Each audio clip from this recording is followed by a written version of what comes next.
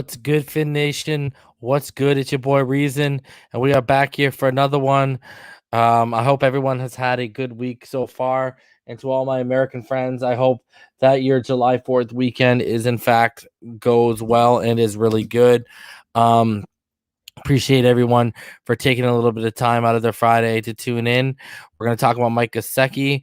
We're going to talk about how ESPN ranked all 32 rosters, because one key we're talking about is the biggest weakness, which is something I've been stressing. And then we're also going to look at Tagovailoa and next gen stat that came out a couple days ago, break it down. So shout out to Chad, Kaja, Irving, Josh, Jason, Lakeisha, FSU baby, Omar, Marino's goat, Barry Bailey, Jeff Premont, Choo Choo, Drew Boo, Tom Higgins, Tommy Brinkley, Vickin, Crown Trend, Ramon Casillas, Homestead Army, Martina, DF, and Jeremiah Kelly. Hope everyone is having a good night doing their thing. Shout out to Kareem, Reed, Eugene, Logan, Zachary, Michael, and Jeremy Satterfield. Shout out to all of y'all. Underground 401 and Logan Hampton. How you doing? No notification. Oh, that's no good. Hammer, George, Ferb, Jorge. That's no good that we didn't get notifications. Big Papa, what's going on, man? I'm not liking that we didn't get notifications there by any stretch of the imagination. It's not good. And I did actually see what Maurice Jones-Drew said about Javon Holland. He called him the best defensive player in the 2021 NFL draft. So high praise from the former running back for the rookie. Man, a lot to live up to. Kieran, how you doing, man? Bones, how are you? Okay, you got the notification. Okay, cool. Awesome. So just one person didn't get the notification. Thank God. I was gonna say that's no good. That's no good at all. Anyways, yeah, I hope everyone's doing well. I'm gonna open up the show too after we go over a couple things, because I haven't really had a chance to talk to all of you guys. What up, Florida born? I haven't got a chance to talk to everyone since me and Clump did that show. So I want to hear what people have to say about that. What's going on, Fins up? JFam, how you doing? So I want to hear what everyone has to say about X, because I know there's probably a lot of opinions. I guess some of you went on Larry's channel and we're still talking about the Flores stuff as well as the X stuff. So we'll give you all a chance to come up and we'll talk about that. All right, let's hop into it. Let's what up, Ramon? Let's hop into what up, Super V. How you doing? Let's hop in right away into some of the news. We'll go over it. Okay. Before we do that, Homestead Army. I saw Tobin talk about me on his Q&A show. He actually he said some pretty good things, man. So it was pretty nice of him. He followed me on Twitter. I followed him back. Me and Clump also got shouted out on some YouTuber with 382,000. Some microphone or something like that. We got me and Clump the stuff we were dropping about the complicated playbook. It got posted up. Our tweets got posted up on that guy on his video. He's got like 382,000 subscribers or something like that. So we got posted up on that. Microphone. The guy, exactly, Serge. The guy who does commentary videos. He did a recent one about Tua, and he put up me and Clump's tweets and stuff like that. So it's always nice to be seen, man. Brendan Tobin. I appreciated him for even he said, this guy sounds like he knows what he's talking about. You know what I mean? So I mean, like I've told all y'all, I'm not gonna lie to you. I'm not here to blow smoke up your ass. Not everything in this world is sunshine, lollipops, and rainbows. And I gotta say this too, because I've seen people like hitting up Omar Kelly.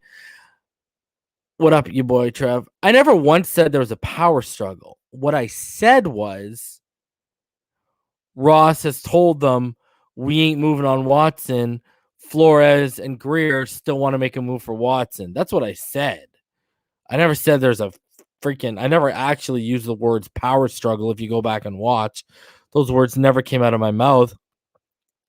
But some are interpreting as me saying that. I never once said that. What I said was basically before the allegations hit. What up, Anthony? How you doing? Before the allegations hit, Ross signed off on Watson. Allegations hit. Ross pulled back. Greer and Flores still want to make the move. If everything clears up, Ross has basically told them to forget it. We're sticking with Tua. That's it. What up, Dylan? Yeah, that's it. I never said there's a power struggle and I've never once said that or implied that. What I said was what I just went over. So people need to relax on me saying, what up, Timothy? How you doing tonight, brother? People need to relax on me saying there's a power struggle. I never once said that. So, and in fact, if you go to I actually have never said that Flores is on the hot seat. What I've said is expectations are here. And with expectations, if expectations don't get met, there's consequences. Now, do I know what those consequences are? No. I have no idea. I have no idea whatsoever what the consequences are. What I've heard was if Stephen Ross was to clean house, he would look for an offensive-minded coach. But I was never told, if they go 6-11 this season, he's cleaning house and going after. That's not what I was told. What I was told was he would look for an offensive-minded coach if he cleaned house. That's all I was told. Nothing like nothing more than that. So I don't know. It is what it is.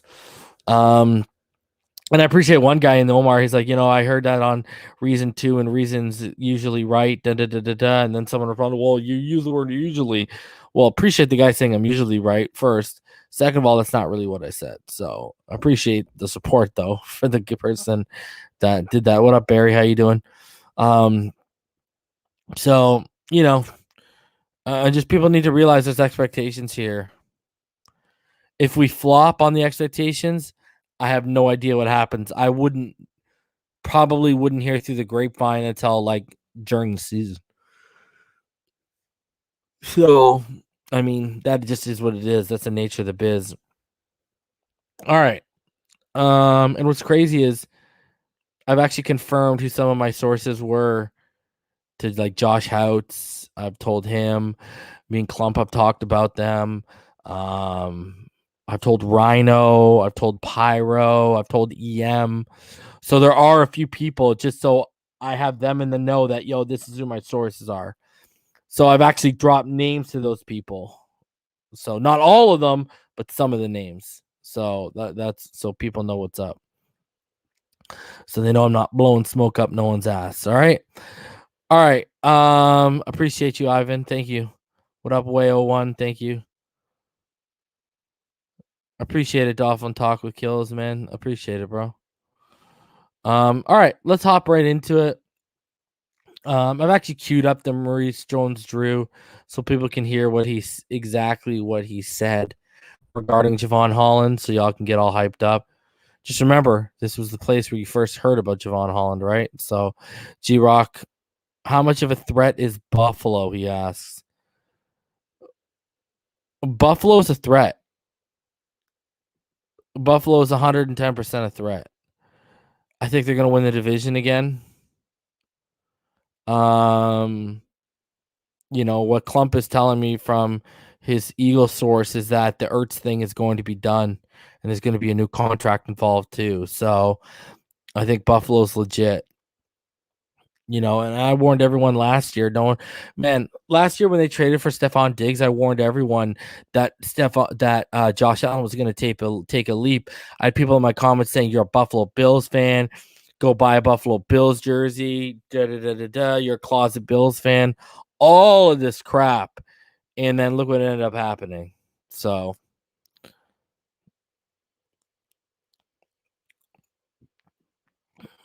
Martina says, even if we have a disappointing season, it'd be highly premature to move on from Flores, in my opinion. It all depends on the scenario, I think. Like if we go 6-11 and again we're looking for another offensive coordinator, I don't know. Anthony, I was wondering if you could what you're hearing about the rookies so far. Jalen Phillips' move to linebacker apparently has been real smooth and real good. What else have I heard? Jalen Waddle and Tua have some of the best chemistry of any of the receivers that have shown up in minicamp. It looks like they haven't missed a step. I haven't heard much about like Jared Dokes and like Larnell Coleman. Hunter Long looks legit, apparently. He's made some big catches. So there's there's stuff to be excited about with this rookie class for sure. Dylan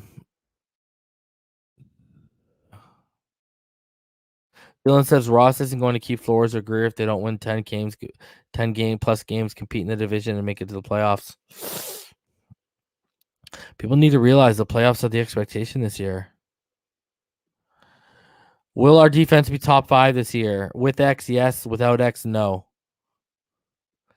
Do you play fantasy football? Yes. I have a $25 Phinside the NFL League, and I have a free Phinside the NFL League, and I will be dropping information on that in the coming weeks because we'll be drafting sometime in late August. So I have 2 different leagues for people to join, and I'll be dropping that info.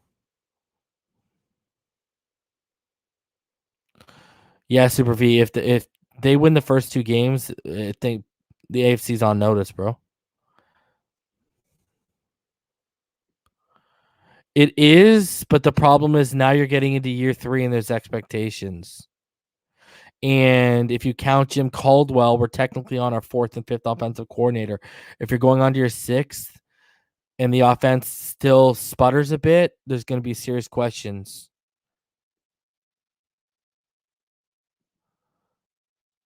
Do we still have consecutive takeaways, and what is the record? Again, without X, no. With X, yes. I don't know what the record is. Dokes versus Scarlett. That's tough. I think they're both going to make the team. What app do I use for fantasy football? Yahoo. How am I feeling about New England this year? That defense is scary, guys. Go look at that depth chart. Oh, boy. That offensive line is solid. The tight ends are good. The receivers are crap, and the quarterback room is crap. I don't know what to make of it. They could win 12 or they could win 6-8. How many team league? Both are 12-team leagues. Yeah, Barry, I think even without X, I think we're top 15D. Reason, how worried should we be about wide receivers learning the playbook? Well, Waddle's picking it up. Apparently Bowden and guys like Matt Collins have no problem. I think it's, if you want issues, look to the guys who came from universities where everything was simplified. Were very simplified. That those would be the guys I would look towards, i.e. DVP. Dokes looking good. Looks so good. Yeah, Dokes is a beast out of the backfield, man. People are sleeping. See, I don't think he has earned a lot of leeway. I think he's earned some leeway. I don't think he's learned a lot. You know what I mean? So I still think people are kind of overrating him a little bit. Not saying he's going to live up to that overrating. I'm just saying right now in this moment on July 2nd, 2021, people are overrating him a little bit. Remember, he's still 15-17. And I get he had a tore down roster in his first time. Problem is he was part of the mind collective that said let's tear it down. Zachary looks like an 8-9 team. Are you talking about wins with New England? I don't know, bro. Do I think they're top 10 defense without X? No. Yeah, I agree with that, Justin. I think we're going to take 7. Austin Jackson, I'm very worried. Very, very worried. I hate when I hit on my evaluations and the players we drafted and they're not overly impressive evaluations.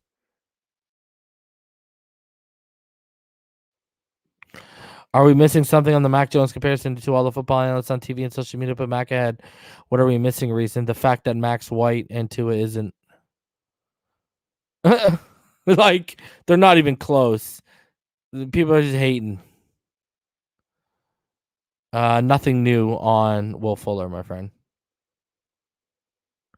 Yeah, I did see Tobin gave me the shout out. Thanks, Andrew. Yeah, I like the choice. It's a money move. I just wish we could be on it, but knowing under the Brian Flores will never be under Hard Knocks hurts. What lineman do you think will take the biggest leap? Robert Hunt. The reason why I say that is because I've been telling y'all for over a year that he could be all pro at guard. So I think it's gonna be Robert Hunt for sure. What would be good compensation for X? A first and anything else. If you could get a first, take it. Rhino's just been busy with his brother, Fake Spike. Your boy Mike, Reason, do you think if Flores don't have the team play up to standards since they might look for an offensive coach? I think hiring Eric Bieniemy would be good. Yeah, that's a good one. I'm going to stick to it. If I'm not saying they're going to hire him, if Brian Flores gets canned this year or next year, they're going to make a push for Nick Saban. Do you think the offense, aside from Tua, has gotten way too much slack for how they performed last season in the national media? Yes, I do, especially the offensive line. Too many people lean on PFF. Way too many people lean on PFF. It's not healthy.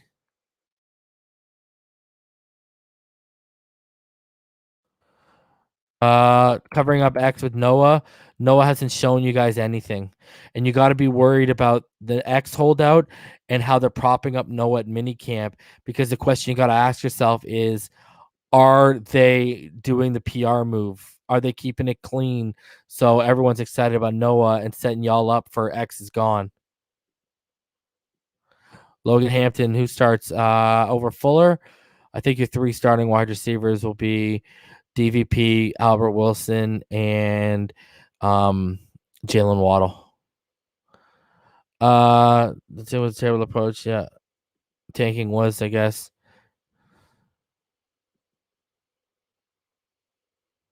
Do you think Fuller would be on Waddle's side of knowing the playbook, or more of the DVP side? Waddle. I think Kirk will end up on the practice squad. Yeah, hurts me, pains me, pains me, pains me, pains me. You got to get over that Nick Saban thing, bro. Seriously, move on with your life. Harboring grudges over something that happened that long ago, not healthy. Why wouldn't the Dolphins just keep X on the roster? He has like 4 years left, right? They're not just gonna have him sit there, bro, and his value depreciate. All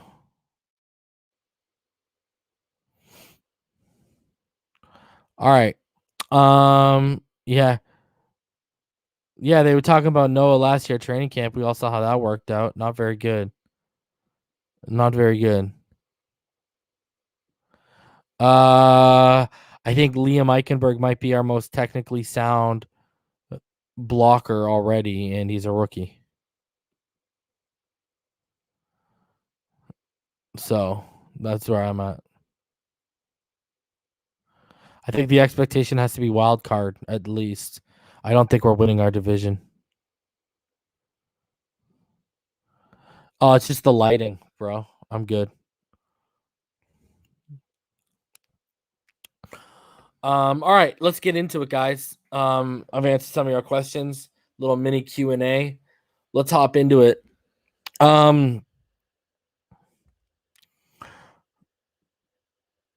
Because everyone's replaceable and all he's had is one good season for us. People need to remember this. Guys, everyone wants to give him credit for that 5-win season. Fitzpatrick played out of his mind. Fitzpatrick was our leading rusher. Fitzpatrick is the reason we won 5 games that year, more so than Brian Flores. Stop lying to ourselves right now. And people need to understand with expectations comes consequences. We would hire Saban again for multiple reasons. One, Stephen Ross and him have a good relationship. 2, if Greer sticks around, Greer has a good relationship with him. 3, he's the guy who could get this offense right, rallied around Tua. No one knows Tua better than Nick Saban. 4, the defensive schematics would not have to change. You could still run a 3-4 defense because they've ran similar stuff in Alabama, so you wouldn't need to overhaul the defensive side of the ball. Nick Saban actually makes a ton of sense if you sit back and actually think about it. Also, Stephen Ross didn't own the team when that happened. You need to realize that too. James, who said they hated Flores? No one said they hated Flores. Stop putting words in people's mouths. I don't even think anyone in this chat has said, stop, use your ears. God gave you a set of ears. Use them to listen. Stop using this to assume because you're putting the ass in assume. Cap for life reason I told you it's all about the Alabama machine. I guarantee you Ross went after Saban once before he signed his extension with the Tide. We've been doing with Saban business for Saban for years. He's our arm dealer. People don't realize how good the relationship is and how much sense it would make. Lucas, holy shit, why so negative? Who said I was negative? There's a difference between being negative and calling a spade a spade. Being negative would be me saying Flores is a shit coach. If you've actually ever followed me before, I said I've never been invested in a coach since Sperano the way I'm invested in Flores. Still got to be able to take an objective view on things. Take your fucking Homer hat off and your blinders off. Jesus Christ.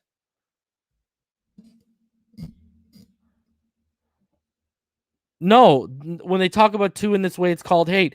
Not so at all. People are talking. What are you talking about? What are you talking about? People criticize traits of Tua. People criticize the kid after only 9 games. It's not even like the same comparison. Flores is 15 and 17 as the head coach. Give me a break. Unbelievable. You guys, you're so, man, like, there you go, Nick. I'm telling you, reason if it ain't sunshine and rainbows, people, it's ridiculous, bro. It's, oh, you're hating. No, I'm not hating. There's a difference between hating and stating. Get that through your fucking thick skulls. Jesus Christ. You people make me, like, you know what? I'm going to say this publicly. I said this before. I created this channel to inform Miami Dolphin fans. Little did I know, 16, 17 months later, 16, 17 months later, I would hate a portion of this fan base. Some of you are absolutely insufferable. Like, it's honestly, like, some of you are just so insufferable. You need to quiet your mouths. You need to open your ears and just let the people who know the game and know this organization better than you talk. Like, seriously. Like, it's ridiculous, man. Like, fuck. You guys grow up. Like, I mean, you guys are a bunch of participation trophy people. Like, you seem like a good portion of you seems like, you know, you're the type that you'd go and you'd fail, but you'd still want to get a fucking participation trophy, put it on your shelf and hold and show it off to people. It's ridiculous, man. Like, it's absolutely ridiculous, man. Stop being subjective and try being objective. Jesus Christ. Take off your homer hats. Instead, a portion of the fan base. Again, use your ears. Christ almighty. You guys can't even hear things right. That's it. Ball game even said everyone is replaceable. Flores just has to win and all will be okay. That's it. That is literally it. Winning cures all. Good God. Why get personal? Because you were wrong. You were putting words into my mouth. You were saying I was hating on Flores. Stop. Take that foolish talk somewhere else. If you're going to regurgitate what I say, at least be factually correct, because I literally just said it. Either you got the shortest attention span in the world or you need a hearing aid. Pick which one. Good God. Unbelievable. He's winning. He's 15-17. Last I checked, he has a losing record. Realistically, what if he comes out this year and he's 6-11? Then what? What are the excuses going to be? Realistically, what are the excuses going to be? At that point, he'd be 21-28. I would love to hear what the excuse is.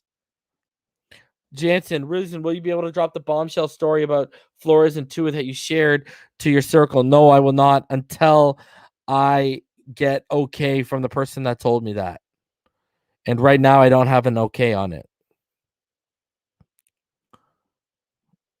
So, and actually, I'm more than a fan now. I'm plugged in. I'm actually part of the media. I have media access.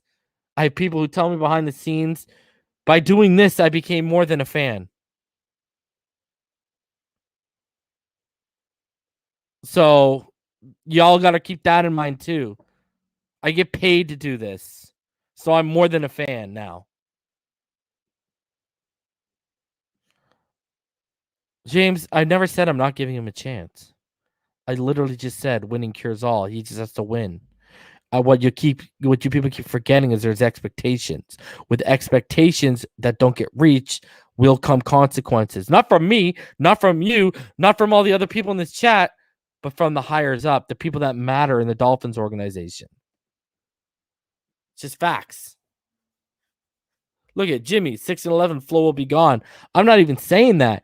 But if he goes 6-11 and he survives the offseason, you bet your bottom ass he's going to be on the hot seat next year. It's just it. That's it. Fact. People need to realize expectations have a rise. If expectations don't get met, bro, you're in the business of production. There's going to be issues.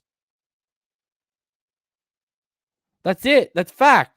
That's out of your hands. That's out of my hands. That's it. Because at the end of the day, it won't matter what I think. It won't matter what you think. It won't matter what he thinks. It won't matter what she thinks. All that'll matter is what Stephen Ross thinks. And I'm telling you right now. See, here's the thing. People need to realize too, okay? Listen, I always bring this up. Yeah, Lightning. I told y'all the Lightning were going to smash Montreal. I told you they'd win the cup too when the first round, when the playoffs started. We'll get into my opinion on Rasani Gesicki. I appreciate the donation. Here's the thing. People need to realize this, man. Like, someone's going to have to answer for it because of all the capital that's been used, all the money that's been spent, all the draft capital that's been accumulated and spent. That's just it. I'm just telling you guys what the facts are. Do I want Flores fired? No. I don't want Brian Flores fired. I don't want Chris Grier fired. I don't want that to happen. But you realistically step back and you're like, shit, if this team goes 5-12 or 6-11, could heads roll? And there's a damn possibility that they could. For sure. That's just it. That's just life, man. Whether we think it's fair or whether we don't think it's fair, it doesn't matter what we think. What matters is that guy, Stephen Ross, and what he thinks. That's what matters. Like, that's what people need to realize is all the capital that's been spent financially and draft-wise. Dude, expectations are here, my friends. That's just it. I don't know what else to tell you. And, like, I think what could, this is going hard now. Yeah, I would smack Stephen Jones. You know what I mean? People need to realize this. Like, I just, here's the thing, Jansen. Marvin Lewis made the playoffs consistently, though. That's the thing. That's what people need to realize here. He consistently made the playoffs. So, and I heard a crazy story about Marvin Lewis that I'm again not allowed to talk about, but pretty nuts on how he got one of his extensions, how he tugged the strings. So I mean, it's just it. I mean, people. And so someone just told me in passing, don't tell anyone this. So I was literally told it a couple days ago. It's Marvin Lewis, though. Not you. None of you care, really. Let's just say he got a college offer, and a Bengals legend found out that he was going to take this college job, went out to lunch with him, talked with him, and helped him finagle a deal out of the Brown family just by using the college job as leverage. So it was kind of a crazy story that I heard a couple days ago. But yeah, like, I'll tell you one thing. You know how what would save if we went 6-11? If we went 6-11, but key defensive players got injured, the offense showed improvement, and there's no doubt Tua Tagovailoa is a franchise quarterback, then yeah, I will go to bat for Flores keeping his job because the injuries were out of his hands. You know what I mean? Like, oh, don't hit him with that chance. Saban was 15-17 in his 2 seasons with the Dolphins. Oh boy. That's it. You know what I mean? If certain factors out of his hands go awry, then obviously people are going to go to bat for Flores keeping his job, including me. But if we have like the majority of a healthy roster and we finish 6-11, y'all think the media is bad right now with Tua. That South Floridian media going to turn on Flores, quicker than a drug dealer whose best friend just took his spot on the corner, bro. I mean, that's just what's going to happen. I mean, shit. Whether right or wrong, it's going to happen. So, now my expectations for this team is to win 12 games. Now, what will happen is if Xavien Howard gets traded, I don't know if I can lock in on 12 games. I could see 10, 10 or 11. But I do think X is the difference between winning 1 or 2 games for sure. And that's another thing. If X gets traded, right? What are you going to do? You got to give Flores leeway for the learning curve that Noah has, right? And people are going to have high expectations for Noah because you drafted him at 30th overall, even though we all know he was a raw project and not really ready. So,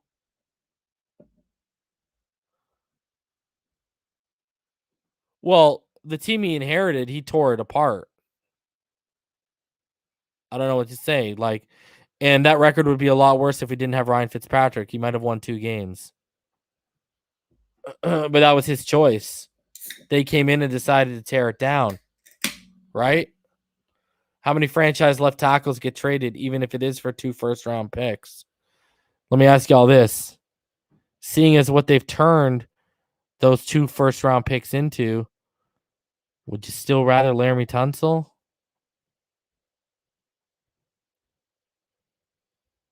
You got to see what Jalen Waddle turns into, right? Because right now we got the unknown in Jalen Waddle, who was my wide receiver 1 on my big board. And I believe the other pick was it was Austin Jackson? It's either Austin Jackson or Noah, right? So, jury's still out on what those picks turned into.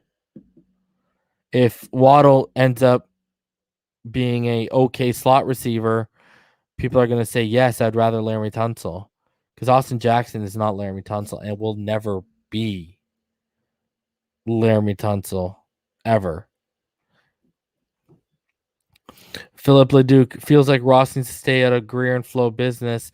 Not sure if that's the case right now. It seems difficult to really know behind the scenes. Well, Ross just stepped in and said, "You're not making the move for Watson." That's all he's really stepped in on. It's not like he's sitting over there as a puppet master, you know what I mean? Pulling strings and saying, "You got to do this, you got to do that."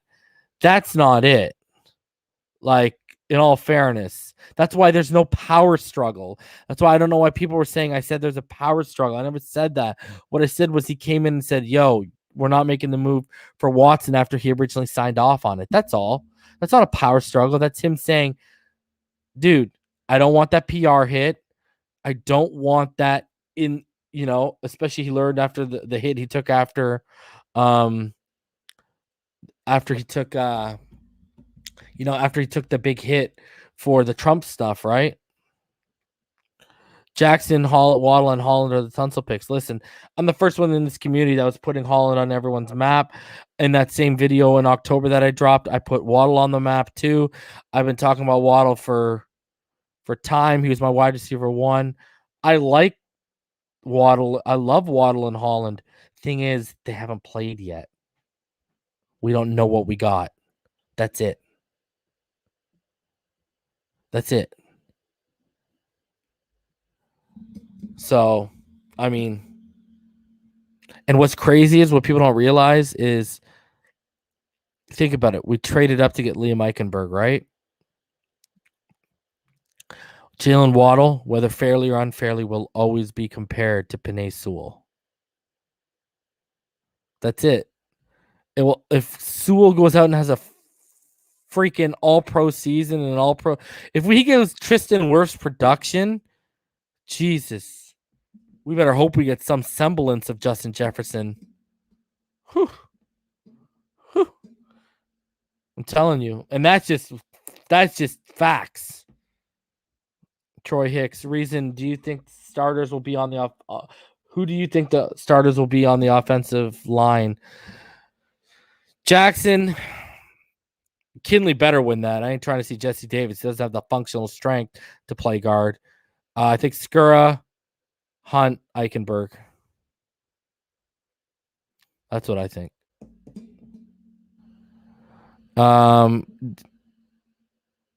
Article just came out and said Eichenberg is going to play left guard. Show me the article in the chat.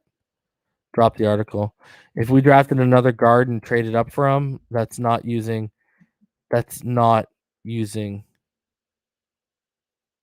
your resources very well.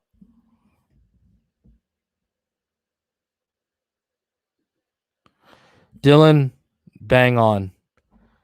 Holland can be that in year 2 or year 3. It's going to be real hard for him to be that in year 1. Not saying he can't be some semblance of the quarterback of the defense, but I'm not putting all that responsibility. Just like I got people out here saying, "Oh, well, if we trade X, Javon Holland's going to make up for a lot of those interceptions because he's a ball hawk." Dude, right out of the guy's mouth, he said, "I haven't learned to be a ball hawk at the NFL level yet." So I'm not going to sit there and put those type of expectations on him. So, all right. I think he'll be the backup. Super V. Hey, reason, which running back are we talking about all-purpose yards? If you go from all-purpose yards, like catching, receiving, Gaskin will crack 1,000, I think. If we're looking for receivers, I think your best chances here is Will Fuller. All right, let's hop into stuff, man. Let's hop into this stuff. All right, so ESPN ranked all 32 teams for 2021, the rosters, and they went ahead and they ranked the Miami Dolphins at number 22. And as you'll see, the biggest weakness they listed is something I've been stressing for quite some time. So they said the biggest strength, Xavien Howard is coming off a tremendous 2020 season in which he had legitimate argument for being named Defensive Player of the Year. His 20 combined pass breakups and interceptions last season weren't an aberration either. In fact, 18.7% of Howard's targets have resulted in a pass breakup or interception since 2016, leading all cornerbacks who were targeted at least 150 times over that stretch. He and Byron Jones give Brian Flores one of the league's best cornerback duos. So obviously they're saying the secondary is the biggest strength. Biggest weakness, and this is what I keep warning all of y'all about, the Dolphins will once again be heavily reliant on youth along the offensive line. Austin Jackson, 37th highest graded at left tackle. Solomon Kinley, 38th at right guard. And Robert Hunt, 20th at right tackle. All had shaky stretches as rookies last season. Now the Dolphins could be turning to another rookie at right tackle, Liam Eichenberg, and in addition at center, Matt Skura alongside that youth. A lot is riding on those offensive linemen developing quickly, including Tua Tagovailoa's future. I'm telling you guys, this offense, this running game, Tua's year, Tua's season, it goes as far as this offensive line takes us. Like, I don't think you people realize we need significant leaps here. Significant. And if that doesn't happen, it's going to be a serious issue. And this offense could stall out a little bit. So I keep telling y'all, I keep hammering it over your head that this offensive line is scary when you think about it. You're hoping 3 second-year players take equal and significant leaps at their positions. You're hoping Matt Skura can find some of that 2018 form, and you're hoping a rookie in Liam Eichenberg, who's probably our most technically sound guy, is able to limit the mistakes he makes as a rookie, as well as his learning curve as a rookie. So the only teams, so the X factor they said for 2021 is Miami has speed to burn following the offseason additions of Will Fuller in free agency and Jalen Waddle early in the 2021 NFL draft. Those two obviously add a vertical dimension to this offense, but their speed and ability to separate should also provide more open targets over the middle of the field for Tua Tagovailoa. Tagovailoa's 67.9% completion percentage on throws between the numbers last season ranked 30th among 32 qualifiers, ahead of only Drew Lock and Carson Wentz.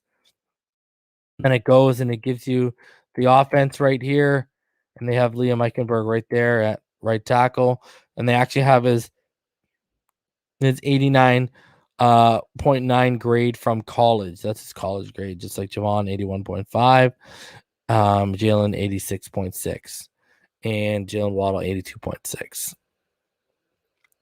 So we are only ahead of the Chicago Bears, the Cincinnati Bengals, the Atlanta Falcons, the Las Vegas Raiders, the Carolina Panthers, the Jacksonville Jaguars, the Eagles, the Jets, and the Detroit Lions, and the Houston Texans, obviously. Teams in front of us, just so you guys can get, the Cardinals are at 21, the Chargers are at 20, the Giants are at 19, the Patriots are at 18, the Saints are at 17, which is crazy considering like how much they've lost in their quarterback situation. But anyways, 16 are the Steelers. Pardon me. The Seahawks are at 15. At 14 are the Colts. At 13 are the Tennessee Titans. At 12 are the Washington football team. At 11 are the 49ers. At 10 are the Denver Broncos. At 9 are the Vikings. At 8 are the Cowboys. At 7 are the Rams. At 6 are the Packers. At 5 are the Ravens. At 4 are the Buffalo Bills. At 3 are the Cleveland Browns. Wow, high. At 2 are the Chiefs. And at 1 are the defending Super Bowl champions, the Tampa Bay Buccaneers. All right. So one thing I've been talking a lot about when regards to Tua Tagovailoa, and if you go to our breakdowns, when me and Ball Game did the all 22 breakdowns for the season, one thing I kept highlighting and one thing I kept talking about with the hold on a sec. With Tua Tagovailoa, I showed you guys clips of his ability to understand inside outside leverage and draw flags. Another thing that I kept talking about too was, I always said, look at how many sacks didn't happen, how many sacks that Tua Tagovailoa avoided, because he did avoid them at a pretty high rate. And I don't think people, gave enough credit. Like, he kept the offensive line statistically better than what it really was. And so next gen stats, they went out and they put out this little chart. And according to next gen stats, Tua Tagovailoa among qualified quarterbacks was the second highest in terms of highest pressure evaded rate at 24.4, only behind Josh Allen, almost 3.4 points ahead of a guy like Lamar, not almost, a full 5 points ahead of Kyler Murray. And what evade rate is the percent of dropbacks where the QB was under pressure during the play but avoided the pressure at the time of the throw. Now, you got all these media outlets that try to tell you he's immobile, he's not athletic, you know what I mean? And we all sat back and we watched what he did to the Arizona Cardinals defense, and that was a bold-faced lie. And it just goes to show, I kept saying, he would have pressure come at the middle and he'd get out to the left or the right. Robert Hunt was continuously in his lap and he'd avoid stuff. Austin Jackson at certain times would just give up on plays and the man would get free and come at Tua and Tua would try and make a play. So, they try to paint, he's got no wiggle, what Colin Cowherd says, all this crap. Well, if he was all those things, not athletic, had no wiggle, how is he evading pressure the way he is? And that's why we talk about, coming out of Alabama, Tua Tagovailoa was elite at climbing the pocket, his feel for the pocket, maneuvering in the pocket, and overall just his pocket presence. And it's nice to see a statistic that kind of puts that pocket presence into perspective for Tua Tagovailoa. We got a real special player in this guy, man. And by the end of the season, I've always talked about this too. He started bailing a lot more than climbing just because the protection wasn't holding up enough. If that protection can take a step forward this year and Tua can just let it rip, I already showed the chart from a clean pocket about he had a deep average depth of target. He had a high completion percentage from clean pockets. So, people really sleep on Tua's ability just to feel and his presence inside that pocket. He knows when and where the pressure's coming the majority of the time. And he's not Josh Allen, he's not Justin Herbert, but Tua's a good athlete. I mean, you had Nick Hicks up here, remember? Nick Hicks was talking about how he was out there beating legit NFL running backs for the AFC and the NFC in sled races. I mean, Tua's no slouch. And now you got Tua who's a little bit more explosive, a little bit more quicker. I think you're going to see that go up a little bit, man. You just can't say enough about his footwork and his presence in the pocket. Tua is a special man. So I can't wait to see him in year 2. I'm just so excited. It's ironic whether you want to believe the reports or not. From what I'm told, they're true. Flores wanted Herbert, but the irony that it's going to come down to the guy he didn't want, Tua, continuing Flores' shelf life and continuing the high expectations for this Miami Dolphin franchise moving into the future. You can't miss the irony of that. So I truly do think, even if things go awry on the defensive side of the football, I think Tua is going to have a big year, man. I really do. You look at what Terrell Owens said. Terrell Owens said the way he moves, the way he throws the ball. I haven't had a good passer like that since Steve Young. I know the comparisons out there. When I look at his ceiling, I think his ceiling is a smarter And what I mean from higher aptitude, a smarter from the head neck up, Russell Wilson is what I believe his ceiling is. So it's just a matter of if he's going to get there, man. So I can't wait. Justin says it's super early, but who are you keeping an eye on for the draft? Well, my boy Gregory Rousseau, who I've been hyping up for 2 years, is eligible. I'll be watching him. Sorry, Gregory Rousseau. Oh my God, Kayvon Thibodeau. My bad. Kayvon Thibodeau, who I've been hyping up for about 2 years now. He'll be eligible. Breece Hall, Isaiah Spiller. I'll be watching Derek Stingley. I'll be watching that tight end room because I don't know what's going to happen with Gesicki. If they want to make a move, there's a lot of good tight ends coming out next year. I'm not going to watch the tackles until this tackle shows me until these guys show me they can't do it. So, and then there's quarterbacks I watch just because I play the position. So I'll be watching my boy Sam Howell. I'll be watching Carson Strong, Spencer Rattler, those guys. So, there's a lot of guys I'll be watching already. Can't wait for college football season to start. That's Breece Hall, Jeremiah Kelly, the one you're talking about. I think you also need to look at Isaiah Spiller from Texas A&M. He's an absolute beast. Absolute beast. Most overrated team heading into the season. Ooh, that's a good one. The LA Rams. Like, I get it. Their defense is good. But is Stafford really going to take them over the top? You know what I mean? Like, and I see people like they had them 7th on that list, top 10. You know what I mean? I don't know. I don't know if I buy the Rams hype. I really don't know if I buy them. That's a good one too, Josh. The Cowboys. Yeah, the Cowboys are another one too. Everyone's automatically thinking Dak Prescott's going to be right there. You know what I mean? Like the guy is coming back from a major injury. But Michael's right. They're overrated every year. Martina, 49ers, I hope. So do I.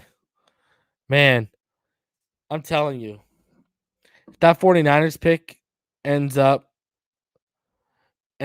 being high, how can you pass up? How can you pass up on Derek Stingley, man? Or Kayvon Thibodeau if he hits there, man. And I agree, Wiz. I actually think Stafford's good, but good enough to make the Rams a top 10 team? I don't know about that, man. I do not know about that.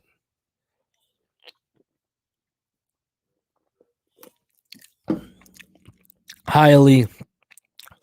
You like any guys from the Hurricanes heading into the draft? Bubba Bolden, the safety. I'll tell you one thing. I'm not as high on Derek King as people think, as other people are. That's for sure.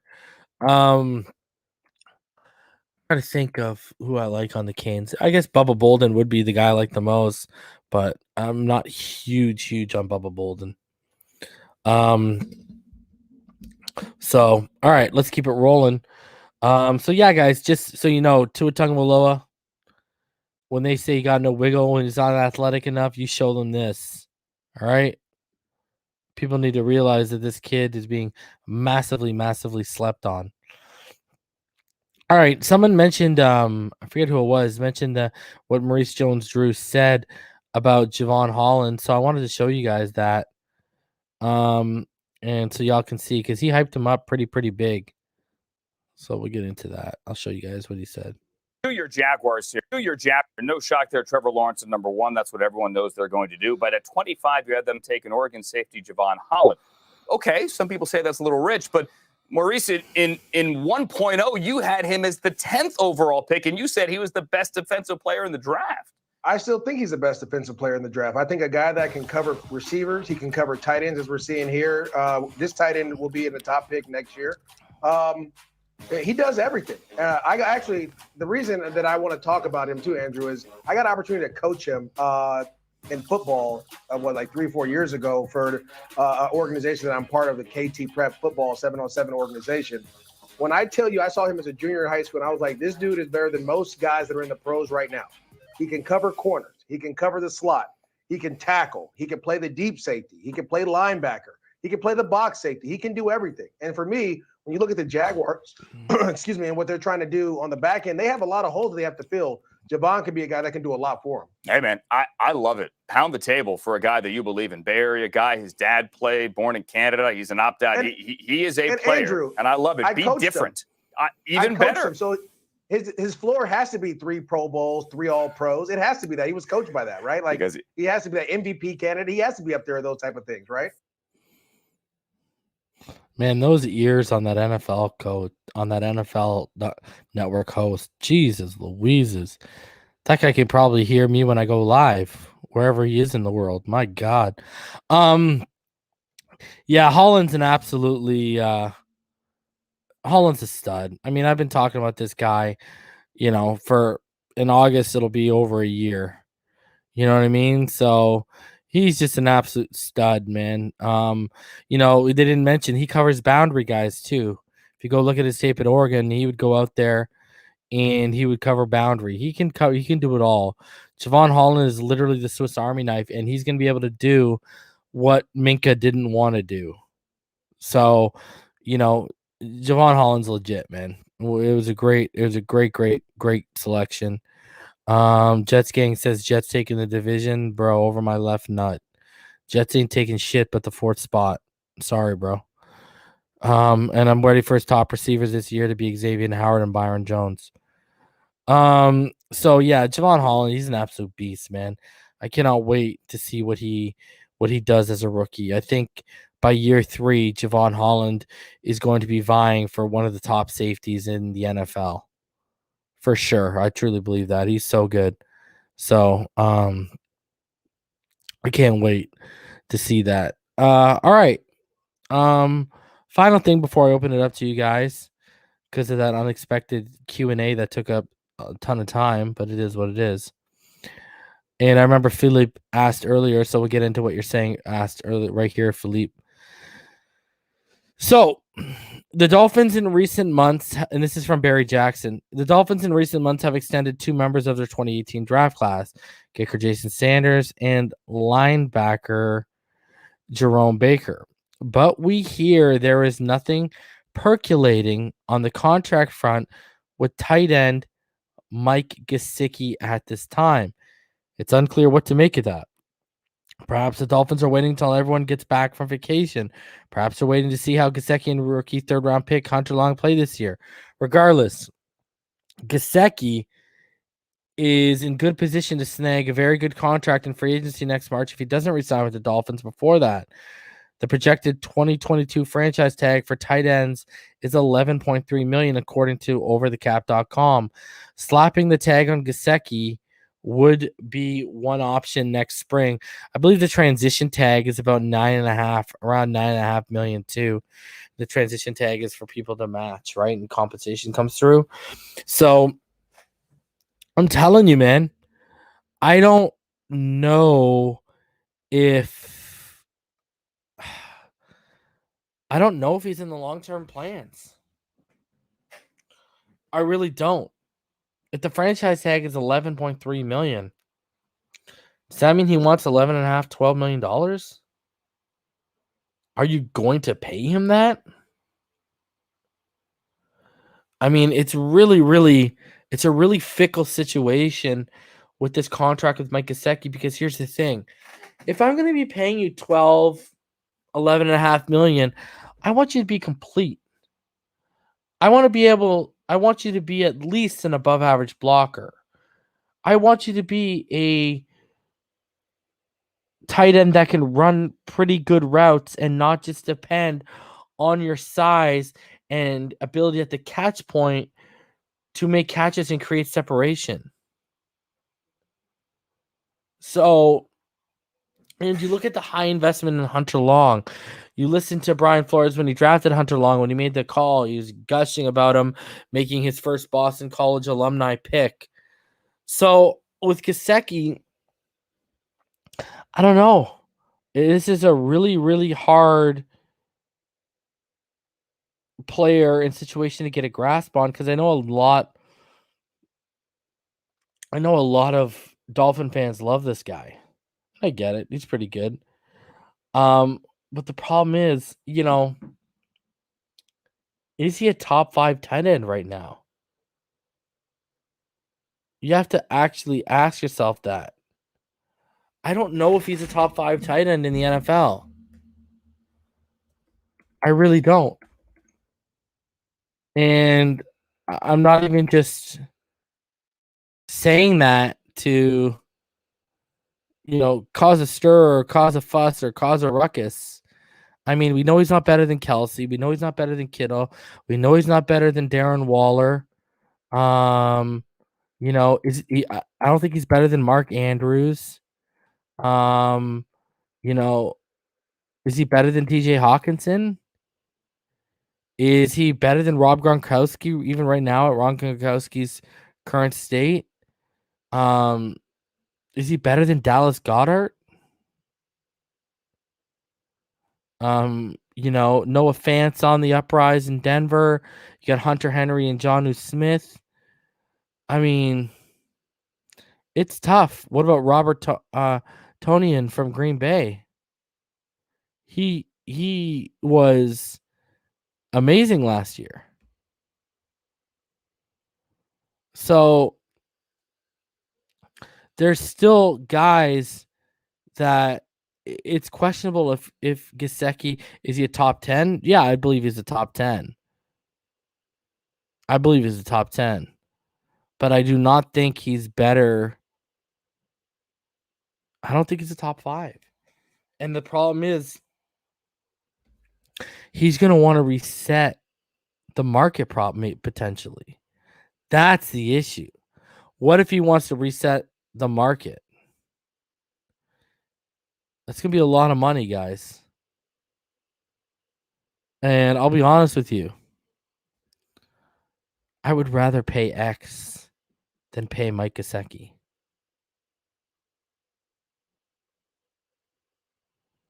I just would. Because I know X is the best player on the team. And I know he's top 3 at his position. So, yeah, and Jeremiah, I'd rather pay Ogba. 110%. 110%. It's going to be interesting to see how that goes down. And I'm telling you, it has not sat well with me since I found it out that he's only been out to one of those sessions that Tua had with all the receivers and some offensive linemen. Lucas, do you think Gesicki can be top 5 tight end next season? He's going to need to take a big time leap. Like a big time leap. You're going to need to see a vast improvement in run blocking and route running.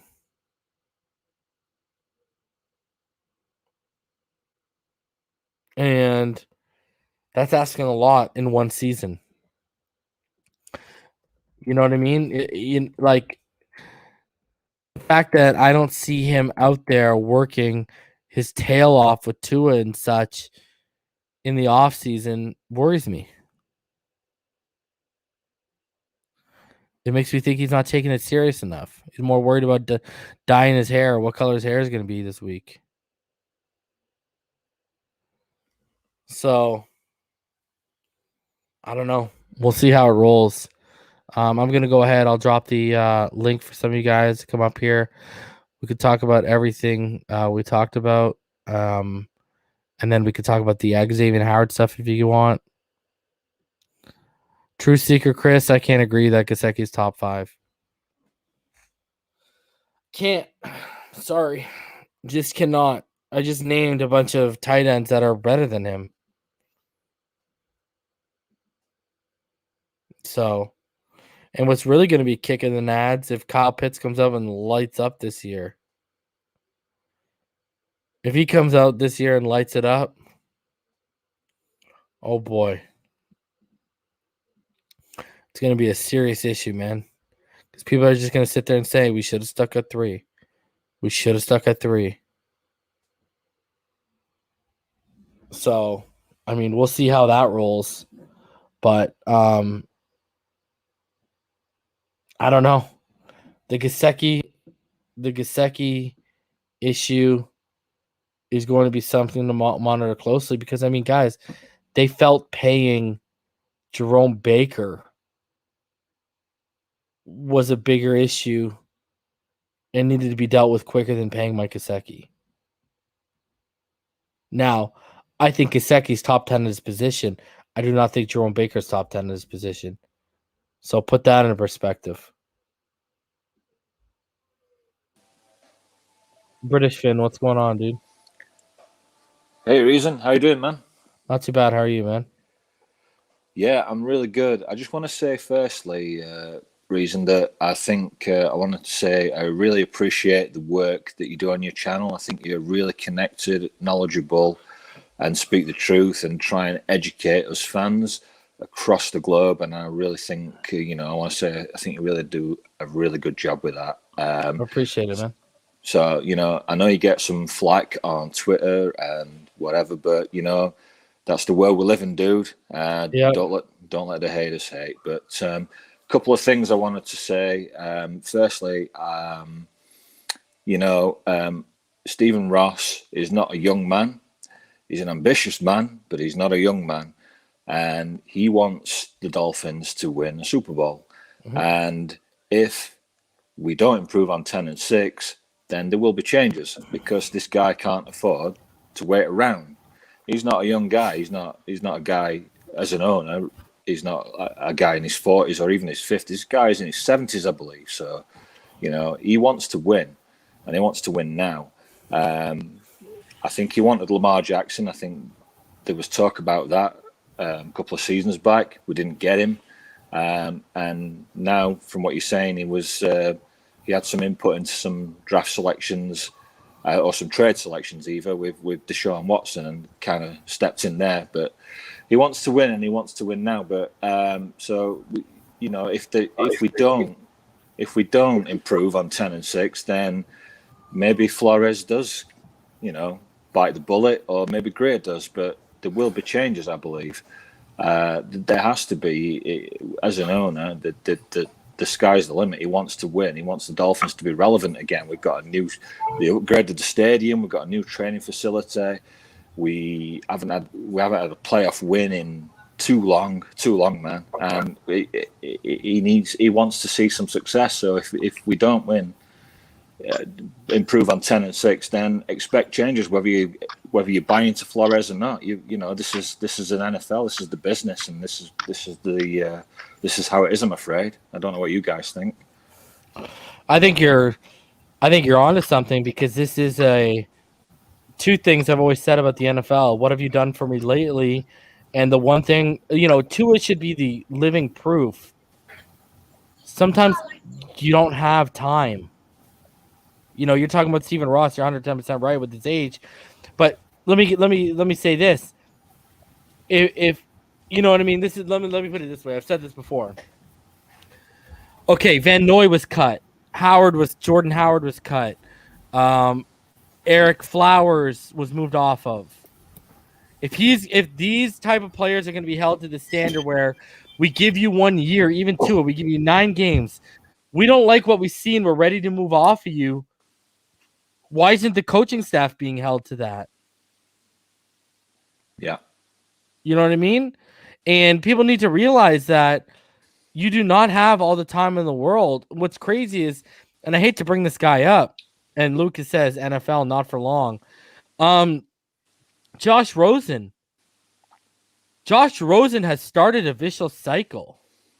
And what I mean by that is, Josh Rosen was the first quarterback in recent memory that a team drafted in the top 10, then they moved off of him right away. Then he came here and he got moved off of in a year. Josh Rosen has kind of set the standard where maybe guys like Sam Darnold won't be given the time. Sam Darnold, as young as he is and as recent as he is, might be the last of a dying breed where guys aren't given that time anymore. Whether right or wrong, whether fair or not, it is what it is. Yeah. What you could say then, Reason, is that Josh Rosen killed the 3-year quarterback plan. Exactly. which Now makes it's me 2 hate the years. guy even more. Hey, know but what I mean? Reason, don't you think that this what have you done for me lately league and isn't that bad for NFL teams in the long run? 110%. Because 110%. because it doesn't it because it, especially when you're talking about the quarterback position, it stagnates a quarterback's growth. And if you stagnate a quarterback's growth and you don't properly groom him well and stuff, it's gonna hurt your future.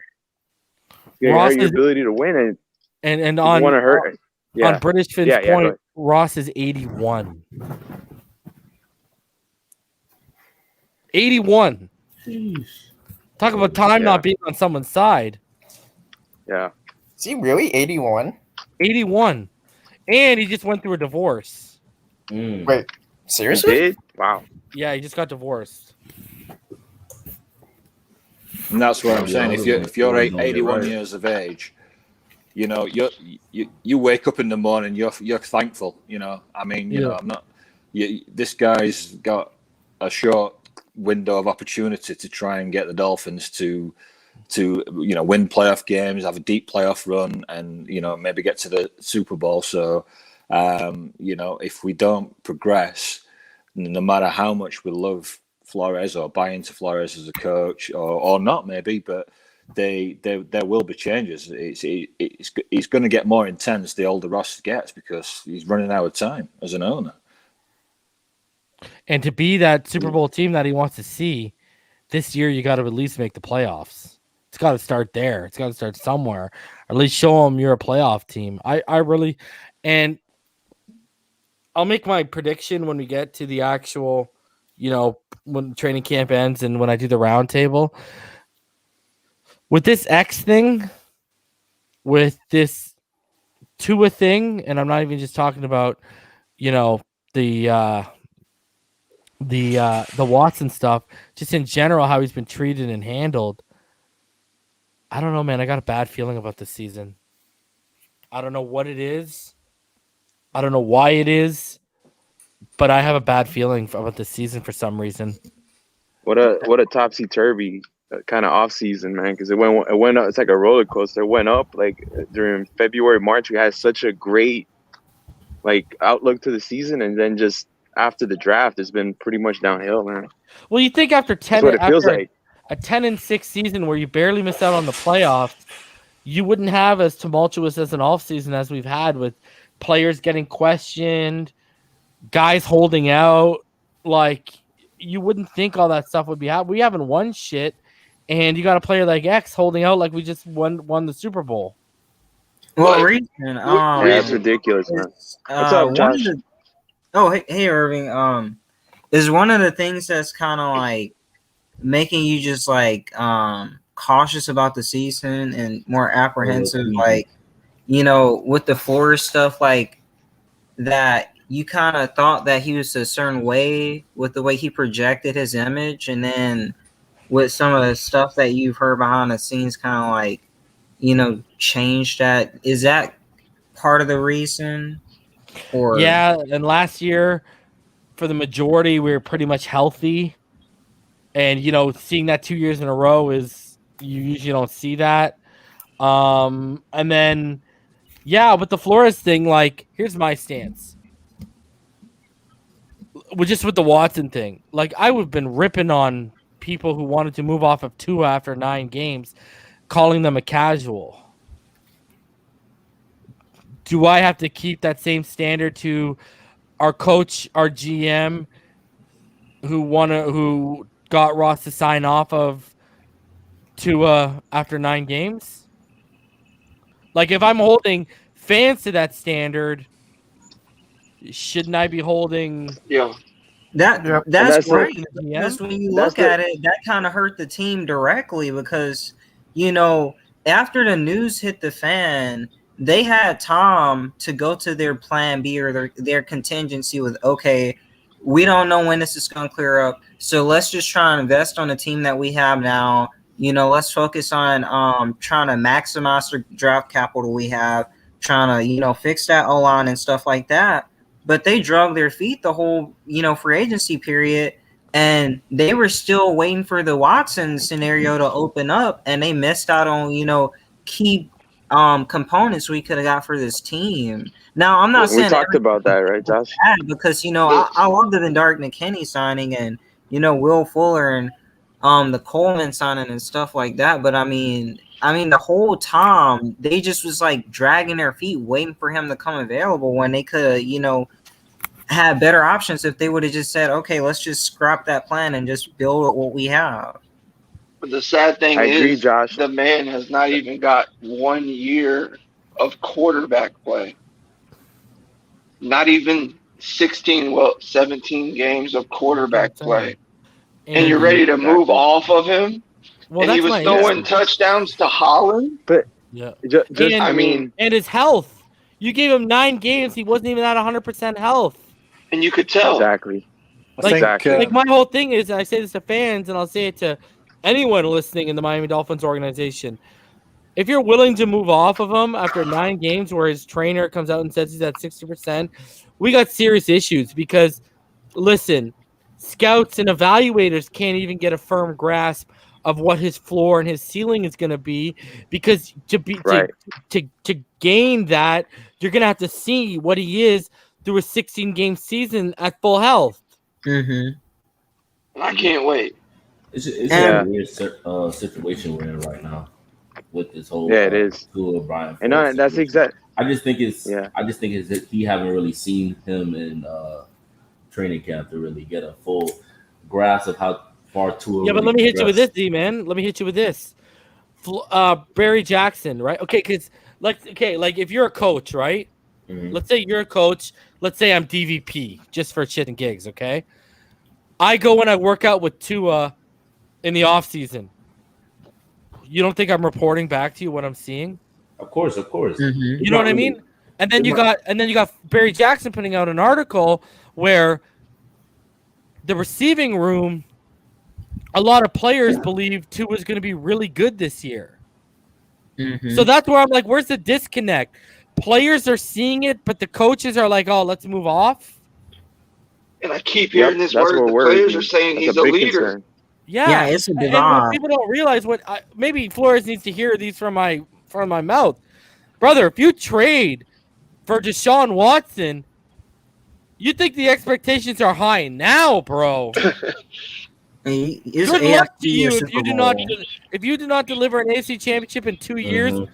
Good luck to you, my friend. Whereas if you see progression and an upward trajectory every year from Tua, that's going to keep you around, bro. And the thing is, here's a lot of people don't focus on. People think that when you trade for Deshaun Watson, that's going to guarantee you automatic success. Deshaun Watson isn't exactly the healthiest guy in the world. I mean, he's had a broken collarbone. Has he beat Mahomes has he beat Mahomes on the big stage yet? That's the reason. That's what me and Irving was talking about. I was like, if you had to trade for a quarterback, I mean, Aaron Rodgers, if you're looking at the window, that's who you go for. Yeah, that's who you go for because Deshaun Watson hasn't won anything. Aaron Rodgers is a proven commodity in terms of winning in big time critical moments. Because how many quarterbacks we have in the league that put up great regular season numbers but don't get it done in key moments? And I don't know when people say Tua isn't on Watson's level yet. I mean, we don't know what he's going to be this year. We could say that, but this year Tua could end up in a top 10 range. Dude, I think you're going to see. I'm not saying you're going to make it, but I think you're going to see an all-pro like season from Tua. It's a possibility. So we just gotta let it play out. It's the and here's my other thing. Watson. What's the one thing they've made such a big deal of why they haven't been able to win since he's been there? The offensive line. Yeah. That's why they went out and got Laramie Tunsil, and the rest of the offensive line is still crap. Right. So what, you're going to bring him over here with this offensive line, and all of a sudden it's going to change? Exactly. And we don't have a Laramie Tunsil on our team. No. Okay? Bro, you can put together all of our linemen, and you don't get a Laramie Tunsil, bro. No. Do you not think the speed is not going to help our offensive linemen? No reason. Let's be real. Well, yeah, it's going to keep guys true to the box, but the problem you're going to have is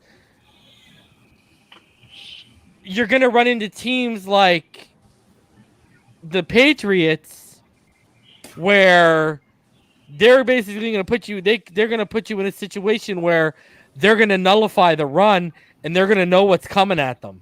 Yeah, they're gonna make you beat them one way. That's the problem. Yeah. And let me tell y'all this: y'all think it's bad right now? Imagine if Mac starts and we lose week 1. And it's not even because Mac outdueled Tua. It's because that defense just stifled our offense. Oh boy, you think it's bad now? Because all they have to do, really, especially with Will Fuller out, they know Waddle is going to be, a big part of the game plan. What they're going to do is, if they can get pressure on Tua to where they get close to getting sacks and stuff like that, we're going to have to condense our area to work with. Go with bubble screens and a lot of short stuff, and then they can just drop their safety, send everybody down, and collapse on that, so they can, hold us to minimal gains. So that offensive line holding up is the biggest part, and I mean, we're not gonna be able to run the ball. Like Reason said, we're not gonna be able to. So that game will be won off of Tua's arm and our receivers' ability to create separation and create big plays. And if the offensive line isn't giving Tua the time to throw the ball, then we're just gonna be playing right into their hands, basically. You have to beat the Patriots. You have to be balanced, man. One at a time. Go ahead, bro. When we catch a 14-0 lead, 17-0 lead, they're still, even though we're gonna be running the ball, they're still gonna have to respect that speed. I mean, speed kills, and we got some speed last year. We didn't. I mean, Tua is healthy. Tua has weapons, and people, like Reason was just saying, people really underestimate how good this kid is at getting out of trouble and being a magician. Well, what's key in that game is how well Albert Wilson does on the boundary. That's going to be key in this game, and how well, of course, the players soak up the playbook. That's going to be also key in this game. So we'll see if these guys can't learn the playbook, there's a problem. So it's either a problem with the offensive coordinators, but there's a problem because you're only hearing this out of one camp out of 32 teams. They had a problem with Chad O'Shea's complicated and confusing offense, right? The reason Irving was talking about though. So I was talking to Irving. I was like, going into a game versus the Patriots, you want all the players to basically not only be caught up with the playbook, but you want them to be ahead so you can throw some wrinkles to that bill that he wouldn't expect for your team to do. Week 1, you don't want the players to be behind, because then you gotta run a simplified offense to where Bill is going to be able to throw all those exotic looks at you and stuff like that, and you're going to end up in a situation like you did with Denver, and not on the fault of Tua because he understands the playbook, because of some of the receivers or the offensive linemen. So, I mean, the players being able to pick that up and be ahead, especially early in the year, will be a tremendous help for us if we can do that. That's the reason I loved when they were pushing the ball in the rain and everybody made a big deal about the 5 interceptions. They said, let's push the ball. Let's see what we can do in the rain with Tua. Yep. You know what I mean? And then they pushed it to a negative when it really was a positive in my eyes. Yeah. British Finn, you were going to ask a question? Yeah, I was just going to ask you guys, do you think, given to a skill set, so his arm strength, etc., do you think the free agent signing of Will Fuller and the drafting of Jalen Waddle were built in mind to a skill set, i.e., slants that can, short 5-yard passes that can turn into big gains rather than deep balls? Because we've known he's typically struggled in his first season with deep balls. Yeah, I think it is. I think they were, because I think, like all of us, they recognized, because last year was more of a 50-50 isolation type of offense where, we're putting the balls up there, and it was more so the separation wasn't there. It's just put it in a place where these big guys can go up and get it. And now they realize that's not the strength. They're now scheming this offense to his strengths, which is that, more so what you saw in Alabama, where you got guys that can take the top off and guys that can go underneath on mesh concepts, levels concepts, etc., get separation and get open. Yeah. And I just wondered if anyone, we've seen Tua in the off-season working out in the gym and putting a little bit of muscle on and a bit more, gaining a few pounds. Does that correlate to arm strength, do you think, guys? Can that make him stronger in his throwing, his throwing power? It's all going to be about your mechanics. Like you can add more distance to the football as you crispen and sharpen your mechanics out. So I think right now what you're seeing is, he's stronger, so he can take a beating if it comes his way. You look at the lower half of his body, working on his glutes and stuff to level out the hips. Like you heard, the previously broken hip is now stronger than his non-broken hip, according to Nick Hicks. And it's just all about explosiveness, right? It's all about throwing a football is all about kinetic energy.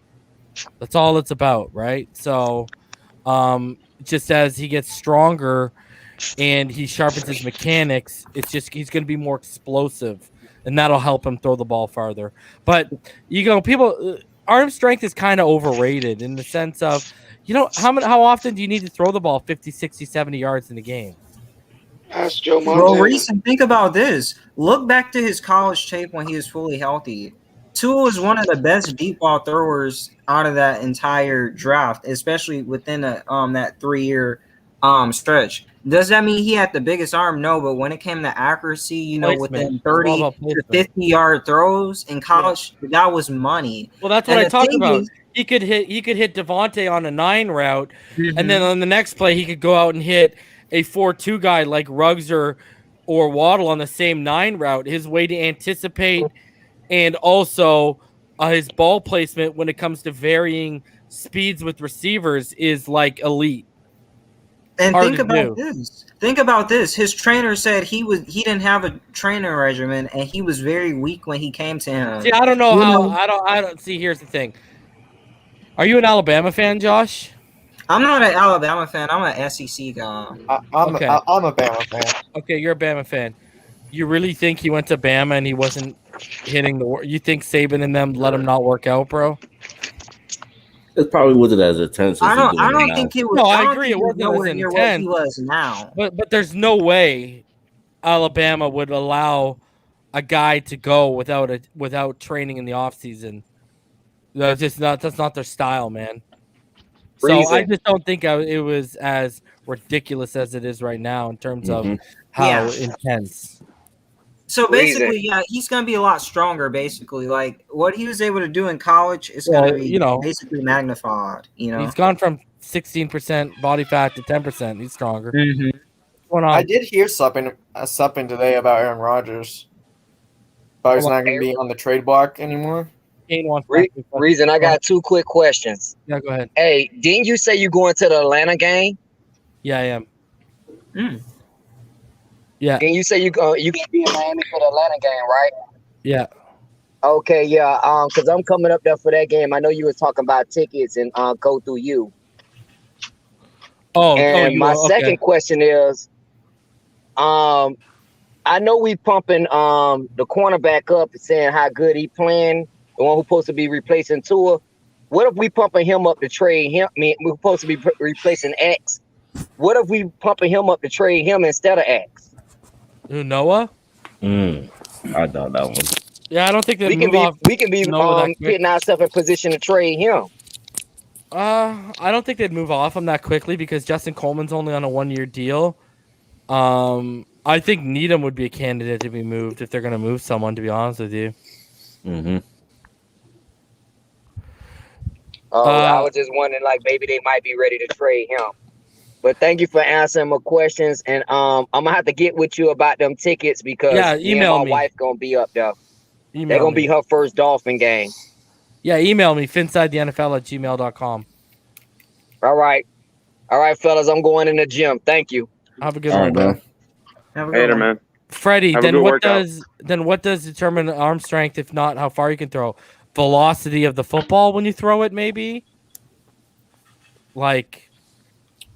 Go watch Herbert. Not every throw from Herbert is 50 to 60 to 70 yards. I've talked about this before.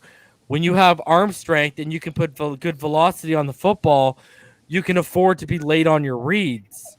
You can make a read late. You have a cannon. You throw the football. It still gets there. If you don't have extreme velocity on the football, you rely more on ball placement and anticipation because you can't afford to be late on your reads. Mm-hmm. I mean, Bucky Brooks likened Tua to equal Tua the left-handed Drew Brees coming out of college, and I mean that's some comparison. I mean, if you can have half the career Drew Brees has had, then we'll be happy as a fan base. And he has a way stronger arm. Yeah. Mm-hmm. Mm-hmm. Way stronger arm. Drew Brees after that shoulder surgery was and more athletic. But Drew Brees after that shoulder surgery, he went and worked out with a guy, Tom House. Go look Tom House up. And Tom House worked with Tom Brady as well. And Drew Brees has the same throwing motion as Atlanta Braves Hall of Famer Greg Maddux because of his workout with Tom House. It's all about, and he added more distance and velocity on his football by perfecting his mechanics. The only thing there, though, reason is we can't have Greg Maddux closing the game. We had to have Ryan Fitzpatrick. Yeah, I know. Yeah. I can't wait to see Tua throw the ball on the run this year, being fully healthy and actually, working out. Melvin, $2. Comeback route is one of the hardest throws, 110%. It's all about time. That's about timing and anticipation. That throw. What about the corner route? Isn't that one of the hardest routes to run for a receiver and one of the hardest to throw as a quarterback? A corner route? Like up corner? That's it. That's hard, but that's again a placement throw, right? Like you basically, especially if there's a safety over top or it's bracketed coverage, then if it's bracketed coverage and safety's over top of the throw, then that's a hard throw. But if it's one-on-one, not really. You're just relying on your guy to either get up and get it or to create a yard and a half of separation, and then that's a spot throw, really. Gotcha. Like hard throws, the comeback is 110% a hard throw. A lot of throws outside of the hashes are hard. And bubble screens from Chan Gailey. Yeah. Bubble screen, 3rd and 16. Yeah, I don't know about that. Fucking Chan Gailey. One guy I will not miss. So what do you guys think about X? Do you think he's on the team? I don't know. It's a tough call. I think it definitely could get traded, but like Kun said, he can just easily get assigned tomorrow. But I'm leaning more to he might not be on the team right now. I just hope he hasn't made his mind up already. Like, I'm not playing. No. I'd say if it comes out. Oh, go ahead. Sorry, man. I was going to say if they are looking to trade X, there is no better time to trade X than right now. He's 28 years old. He's at the peak. He's at his peak. If you are trying to push a team to, I know you've spoke about this before, and you're not quite sure we'd get a first round pick, but I think you could try and push that and try and contact multiple teams and try and get a first round pick. If you're going to do that, I love your Kareem Hunt trade idea, by the way, to X for Kareem and a second round. I love that pick. But if you're going to try and move X, I think you'll not get a better chance than doing it right now. He's at the peak right now. So if you're going to try and trade him, do it. If Flores and Gray have got their mind made up, they're not going to give him a new contract and they're not going to give him more guaranteed money. They're not going to pay more than the other corner, Byron Jones. Then just do it. Cut your losses, trade him, try and get a first round pick, and move on. And a lot of talk of Igbo doing well in training camp.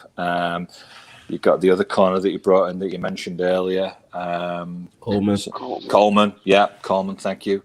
And then there's Brandon Jones. I don't know if Brandon Jones can step into the fourth corner slot. Maybe now that we've got Holland step into the fourth corner slot do a bit of rotation there. But yeah, if you're gonna move on from X, then do it now. Cut your ties. It's just so hard to believe that. I'm sorry to cut you off, man, but this kills me. It's just so hard to believe that Flo does not have a backup plan. He knows the player, and I'm sure he's seen this coming. Well, back to what he was saying about the best time. I think the best time was before the draft. During the draft. I mean, that's before teams was able to fill in their roster slots. They would have been able to, give the capital. And when you think about it, X would have had time to get acclimated with those teams during the training camp and the OTAs and all that.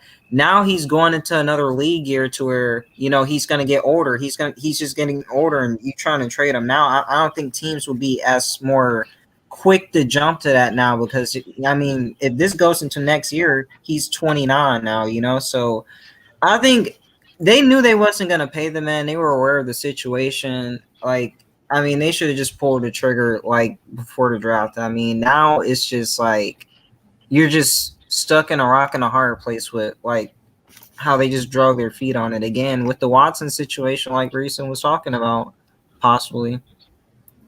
Well, I just think this might be a pretty good time because training camp right here, people could get injured in training camp, so it really depends on how desperate teams really get.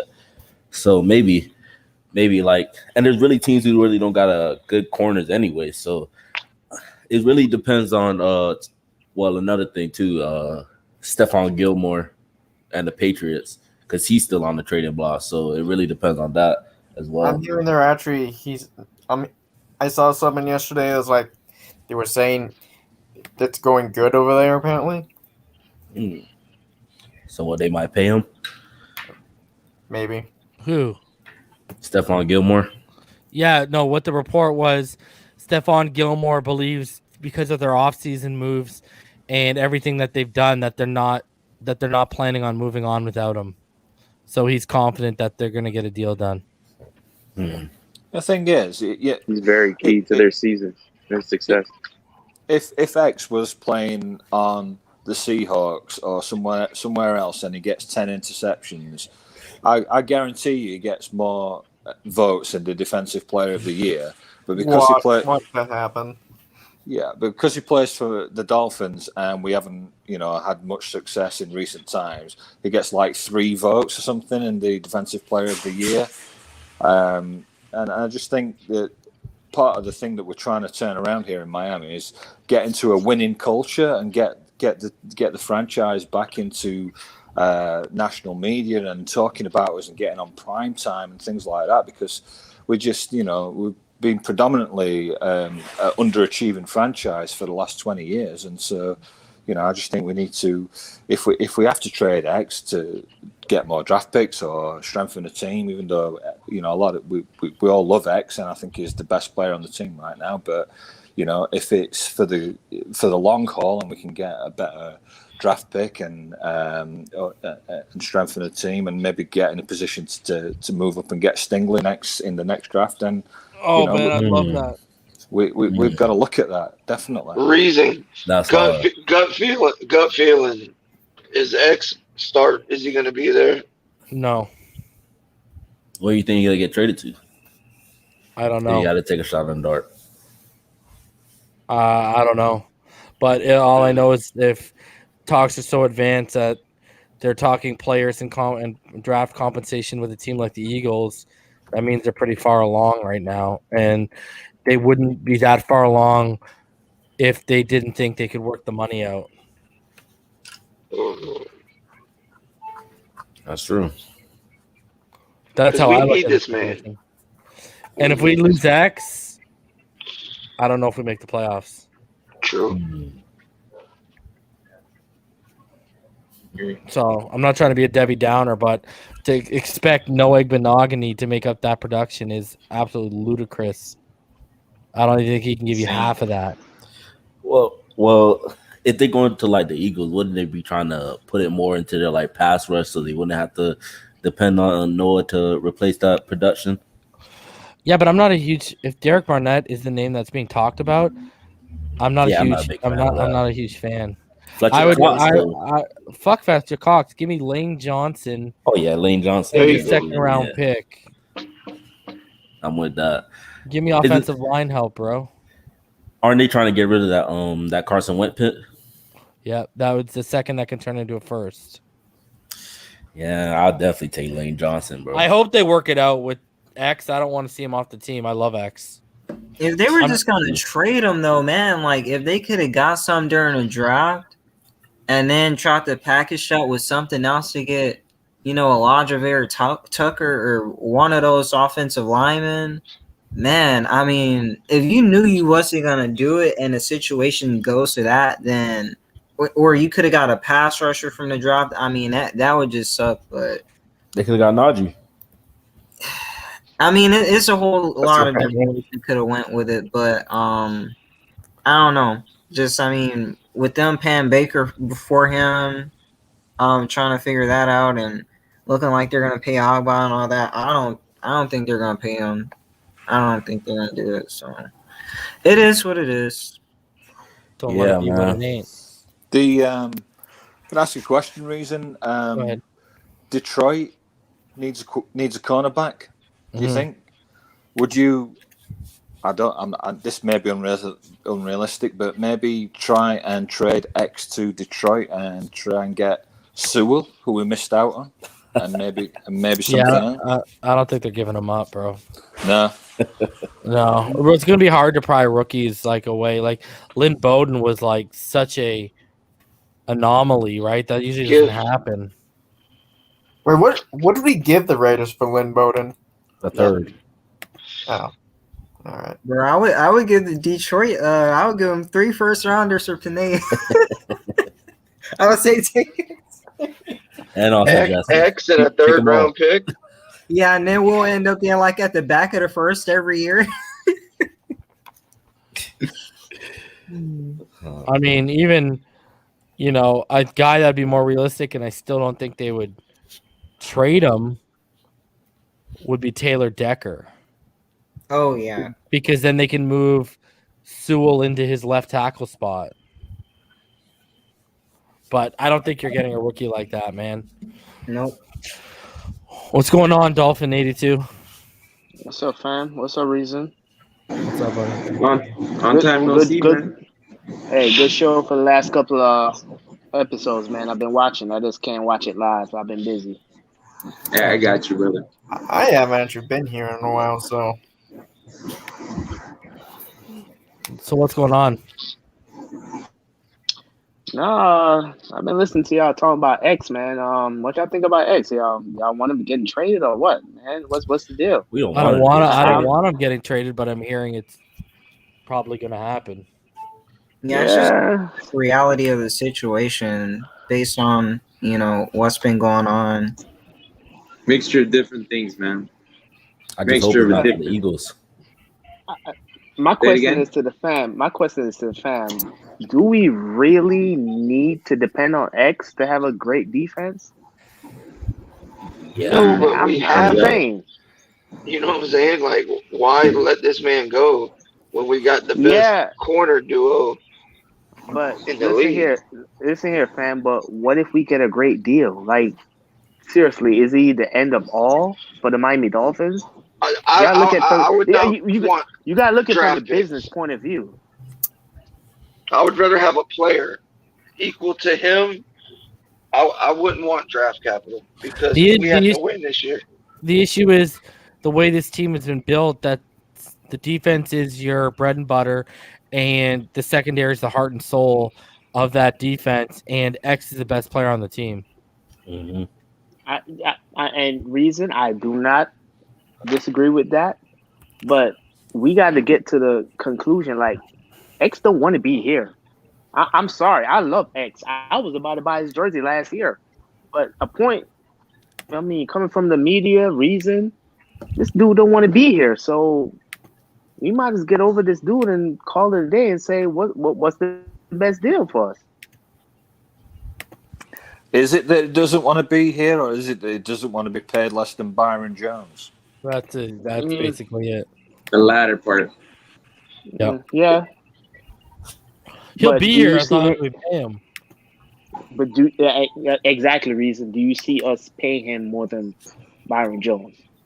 Well, the whole issue I've heard with paying him is right now, what I've been told is Flores has the stance of, well, what if he throws another 10? What if he gets another 10 interceptions next year? Do we got to re-up him again? And I read that article, and my conclusion is, you really think logically that's going to happen this season? Honestly, guys, you guys have football minds. Reason is like the expert, but logically, do you think he's going to get another 10 interceptions this year? I don't think so. Maybe not 10, but he could definitely hit like 7, 8. And I'd be happy with 7 and 8, man. Guys, I think y'all. Can you void a contract? Yeah, for because if he wants to do it like this, he needs to do the Richard Sherman deal and go year for year at his age, because that's the way it seems like he wants it. You know the funny thing about it is that this whole fam is forgetting. X has 1.5 good season, but failed to realize that this dude has knee problems. Everyone's mentioned that. That's why I've told everyone why we're not getting a first-round pick for him, because he's got to get paid. He's had multiple knee surgeries as well, and he's about to get towards 30. So, but Reason said, do you really want to gamble on a contract with a guy that shows knee problems for the last 5 years for us? Let me say something. Reason he's like one knee injury away from Kenny Smith. 2016, what was that Reason? That stat you said, almost 18 to 19% that he gets thrown at. It's either picked or deflected. Yeah, 18.7% of the passes his way are either pass broken up or intercepted. 1 out of every 5. Pretty good. Come on, y'all. Well, couldn't you just give him an ultimatum to say, like, we're going to give you the money this year if you try to come for another restructure after, say, you have a season where you have 8 or 9 interceptions. If you come trying to restructure again, we're just going to have to let you go. Like, could you just give him that ultimatum, just go ahead and pay him now, and then if that comes to the future, you just, like, get rid of him? Or I think the problem with X is you come off a 10 interception season, and the guy opposite you is what did Byron Jones get? 1 or 2 or something like that? 2, I believe. X is 2, yeah. Mm-hmm. So X is thinking, I'm way better than this guy, but this guy is getting paid more than I am. So if you're in any job in any walk of life and you're doing the same job and you're doing it much better than your colleague, you're going to have an issue with that, aren't you? If they're getting paid more than you are. But, look at how many games. Look at how many games he's missed since 2018, right? Exactly. My point I was going to take up. He has 22 interceptions since 2018, even with those games missed, and the closest to him is Kevin Byard at 18. Yeah, but it's understandable, man. But chances are Reason. I understand that, but did he really start playing really good until Byron Jones came? It's good, fellas. He had a 7 interception season before Byron came here. Yeah, man. Yeah, that whole Byron definitely possible. And he didn't play the whole year that year. He only played 12 games. Yeah, he didn't play the whole year. Yeah. So he could have had 10 too. Who knows? Yeah, but my position. So let's say ahead, we all agree on reconstructing this contract. What are we paying X this year? See, you know what? I've heard it's not even about guaranteed money. It's about the annual average. So you could literally pay him. He just wanted to be paid more than Byron Jones. That's what I heard. Well, I've heard conflicting reports behind the scenes. I've heard Byron Jones and I've heard Jalen Ramsey. So it's Jalen Ramsey now. Okay. So he wants to be paid more than Byron Jones and Jalen Ramsey. What are we paying next? But you could. What I'm going is, you could give him a 3-year, $63 million contract with none of it guaranteed. It's not about the guaranteed money for him. He just wants that. So he he just wants that that big number. He wants Yeah, that he big just wants to number. be. I know he wants to be the highest paid on our team, hands down. Okay. I know that. As Because Okay, if you reason. go look at if you go take Jerome Baker's numbers over his 3-year extension, if you were to take just his guaranteed money and you're to project it over 5 years, do you know they guaranteed more money to Jerome Baker over? They would have guaranteed more money to Jerome Baker over 5 years than Xavien Howard. Yep. Yeah. I seen that. It's crazy, but yeah, it's true. Flo love him. What up, Martin? How you doing, bro? Pretty good, man. Pretty good. Just came out of a meeting. Not for work. It was something outside of work, but yeah, man. It looks like I just waltzed into Xavien. Xavien does not want to play for the Dolphins no more, man. What's going on, man? Like, is he?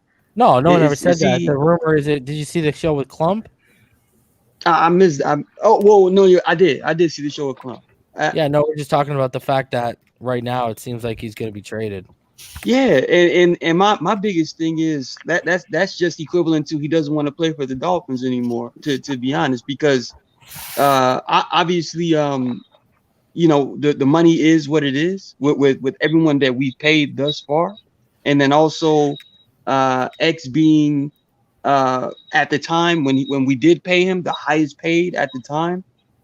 This seems more so like an ego trip, and if I'm not mistaken, in 2019 we let go of all of our egos, bro. Like, so I don't know if this is Are you talking ego for X?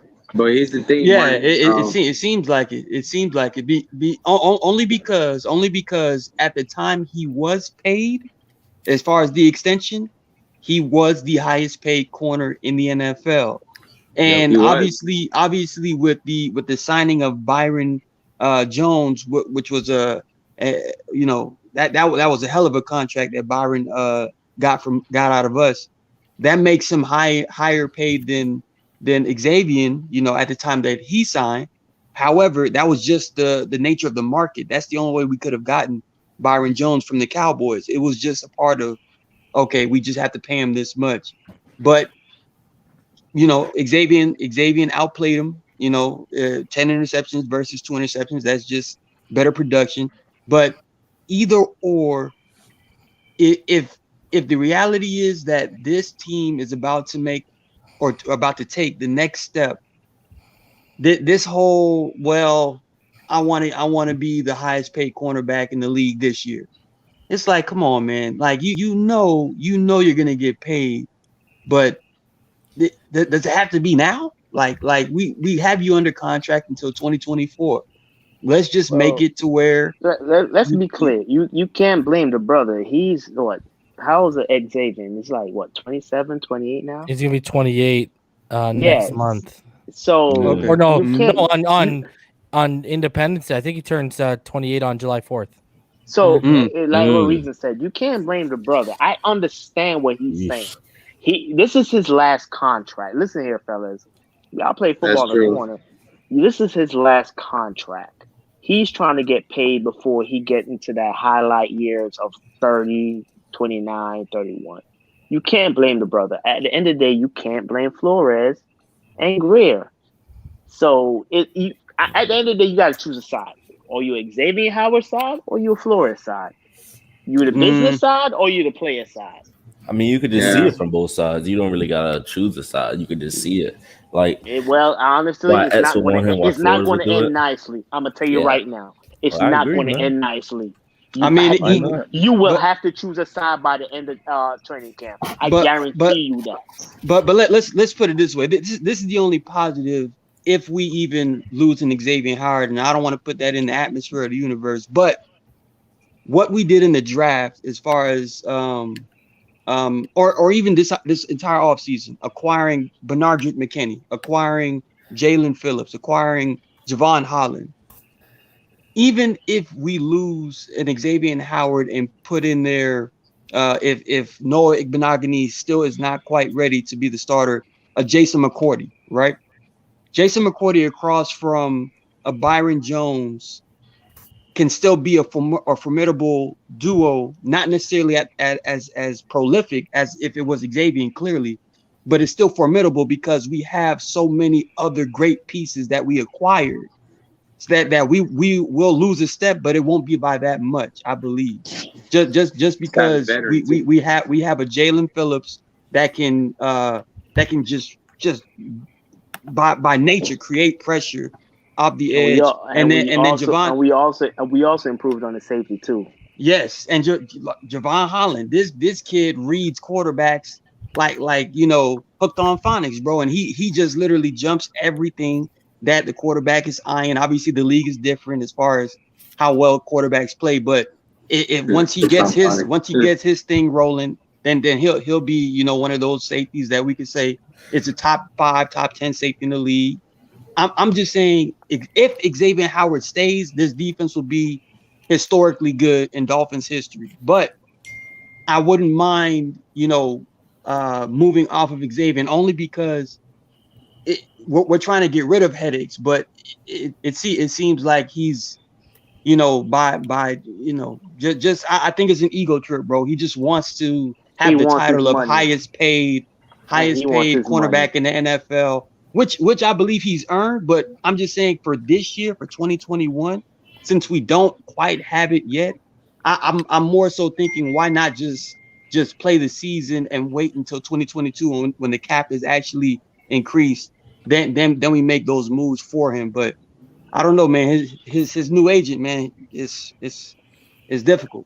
David, I think I like what you said, but I don't think, especially with this schedule we have, I'm not gonna put that amount of pressure on the rookies, Jalen Phillips and Javon Holland, but Bendark McKinney, he's a veteran, but I think the point that you're making, the overall premise, will be very so true come next year, after those guys have a year under their belt. But how tough this schedule is. Jalen Phillips is going to have a learning curve, and Javon Holland is going to have a learning curve that it's going to take them some time to get through. They're going to have some very good flashes this year, but as far as having a solid just all the way through season in terms of being able to mask that deficiency, I would look more towards that being next year than this year for our younger guys on the defense. Yeah, purely off of experience, and I agree with you to that extent. But the reason why I have to put those guys in that category is because we've literally upgraded from last year's players that were in those positions. Shaq Lawson is not Jalen Phillips, but Shaq Lawson still had some plays where he was relatively impactful. I just see Jalen Phillips being that much more impactful, and obviously with Bobby McCain, it's hard to substitute the leadership we lost with him, but in overall gameplay, overall player, what we've gained in the Javon Holland, that's why I said with those two aspects added to the defense, and obviously acquiring Benardrick McKinney, who's a run stuffer, the defense will be good. I still believe the defense will be good. It's just that the defense will be at another level altogether if Xavien's on the team. But I'm not too much worried about the defense being at an all world level if there's going to be a rift. You know what I mean? I'm too concentrated on the team's growth. I just want to piggyback off of what you just said about the front line and the secondary play. Yes. I know last season we depended on the secondary play, and we all saw that. But I truly believe that our front line play would be more efficient than our secondary play to say, if we lose X this year, that's if we lose X. That's what I'm depending on. I really depend on Van Ginkel, Vince Eagle, Ogba. I really depend on the front. Raekwon Davis. Raekwon, exactly. I depend on Wilkins. I depend on these guys to step up on another level that we don't have to depend. Exactly. I don't depend on our secondary to help us out this year. What I see a transition this year that our front line is going to be the guys that's going to carry us through this season. Now, here's the deal. Now, when I say carry us, I'm not saying the whole season for offense. I expect Tua and I expect the offensive line to make a jump. But what I'm talking about defensively is like, I don't expect us to depend on our secondary this year. I expect us to depend on our linebackers and our front line to carry us this season. It's just me. Maybe I'm just a homer guy, but I truly see a big jump from all these guys this year, especially Raekwon Davis. It's just what I see. And I know a lot of people depended on the secondary because we were the shit last year, secondary. But there's something the coaches see that, hey, we don't need X this year. And I see it too. I think the frontline linebacker play is going to be the big difference this year for us defensively. That's just me. I kind of see that jump as well. I kind of see that jump as well. And not only because it's just another year with the same guys at the front, but when you add a Benardrick McKinney, man, I think this acquisition of Benardrick is going to be much more like under the radar than we think. You know, as far as how we're discussing it. This guy is a very excellent communicator, bro. And defensively, as far as the defensive line is concerned, Christian Wilkins knows that he has underperformed as the 13th overall pick in the last couple of seasons, right? I see him and obviously Raekwon Davis coming in the year too. Those guys making that jump as interior forces, including a Benardrick McKinney just right there at level 2 behind them. I think it's going to elevate, like how you're saying, that front seven to another level, to where these guys are going to be, I mean, getting after not only the quarterback, but I'm talking TFLs, like heavy pursuit, like you know some of those defenses that have a knack for just pursuing the ball with 5 players. Like I think that's the type of energy that we're going to be promoting in that front seven this year. And I think the Dolphins' addition this offseason with the Benardrick McKinney being able to read and recognize plays and being able to be active all over the field, and he's even good with the tackles for loss and being such a stout run stuffer. And then you have Jalen Phillips, who his versatility is probably his biggest asset. You can make him a pass rusher on the outside, or you could put him as a, on the line as a run stuffer. I mean, all these additions that the Dolphins made with Adam Butler and John Jenkins, all these additions are going to take pressure off Christian Wilkins. It's going to help him perform. And I just want to add to this. Peoples, that I think the fans last year, for what the secondary did last year, they're depending on that this year. Remember, a season change every year. Just because what you see last year, it doesn't mean that we want to do it this year. I'm telling you right now, I guarantee you, there's going to be a totally different defensive scheme this year. We already got a totally different offensive scheme this year. So it's not going to be the same team you saw last year. We got a quarterback that's improved. We got a linebacker improvement. We even got a offensive line improvement and defensive line improvement. So it's not going to be the same team from last year. So we need to get off this whole secondary is going to help us out this year and be the same defensive team from last year. It's not happening. We don't need a 2 elite cornerback to win 10 games this year. That's ridiculous. If you think that we need 2 elite cornerbacks to win 10 games this year, y'all don't know football. It's ridiculous. That's why I kind of said it. Xavien might be going through an ego trip because he doesn't know how necessary he could be to make this one of the more historical Miami defenses in history. But I mean, I think he knows that though, Martin. I think he knows that. That's why he's holding up.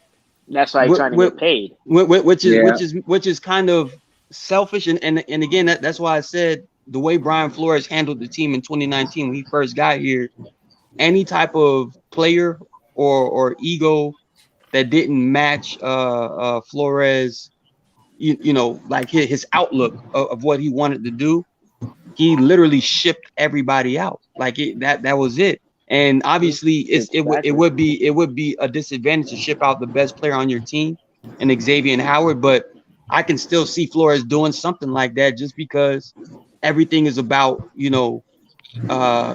it's literally a team aspect. It's team oriented. But I mean, it is what it is. You know. But let's keep it real, guys. Do we want X gone? No, we don't. We Of all course are X not. fans. No, of I love course X. not. We love X. All of us love X. I want to see him a retired Dolphin. Yeah, I want to. It's two Dolphins I want to retire in the last 10 years. Cameron Wake and X. Is it going to happen? We don't know. It's just the fact that your egos get the best of you, and if you're tripping, I'm sorry. I'm an aqua and orange first. And you're dealing with two big ass egos, Brian Flores and X. And when they clash, oh man, that's the mess, bro. He need to take some of his own medicine and practice what he preached. Because I mean, like, bro, like when it comes to, and that's what I was asking Reese earlier. I mean, when you got Bill Belichick, he's not trying to, play charades with the media. He gonna show you that same cold, callous, calculated side of him that he showed to the player, to the media. He's not trying to fool anybody or pull the wool over anybody. You look at Andy Reid. I mean, all these, other great head coaches, Pete Carroll, they're not trying to project, this togetherness that's not there. And when you look at some of the things that's happened to her, I've seen them talking about, oh yeah, me and Chris are, working on this collaborative effort and stuff like that. That's what you want to hear. But when you hearing stuff in the background saying that, he doesn't want to have to answer to no one. I mean, it's like, own who you are. If that's who you are, own that. Don't try to charade and do all that type of stuff because, be real. That's all it come down to. Be real. Be who you are. Own who you are, and don't try to be duplicitous and fool people to believe in this facade. Because I mean, I don't know. That's like Bruce Lee said, man. It's don't try to look for a successful personality and duplicate it. Just be who you are. Exactly. That's why I say the Patriot way. We shouldn't be trying to emulate that. We are the Miami Dolphins. We should not be trying to emulate no Patriot way. We should build our own culture here. Yes, I understand that was a successful way, but that's a whole different team. You had a whole different personnel grouping and all that. We're here. We got to build a culture based off of the personalities and the skill sets that we have in Miami. So we need to kill all that, concrete. But you know what? I'm gonna kill that. You don't want that Patriot way? Don't hire a Patriot damn student. That's damn right. Yeah, but that's simple as that. Maybe this is just how Florida really is. It's just what it is. Well, we better get the Patriot way results then. That's all I'm gonna say. You can't be the Patriot way and you have this in the playoffs every single year. But so I'll rebuttal that. But you just made my point. You just made my point. I just said don't hire a Patriot student, but you want the Patriot way. That's the problem with these freaking Dolphins fans today. They want the Patriot wins, but when somebody hired a Patriot coach, and when he does what they don't like, they be like, I don't like what he did. I don't like how mean he is. I don't like how he's a controlling dude. That's exactly what Belichick is. Bill. Yeah, but no, hold on. Let me break it down to y'all. Came on a show and broke down the entire Flores personality, which was great. But the last time I checked, the year before last, or last year, Flores was the greatest motherfucker that came to the goddamn Dolphins the last 2 years. Last time I checked, everybody was a Flores fan. But hold on, Flo ain't really one. No, you still got a lot of proof, bro. I was on Flores' wagon when he ran out midfield in the Bengals game, ready to thump with Zach Taylor. I was like, let's get it. No. I've been on Reason's show since like day one, and everybody loved Flores and Tua.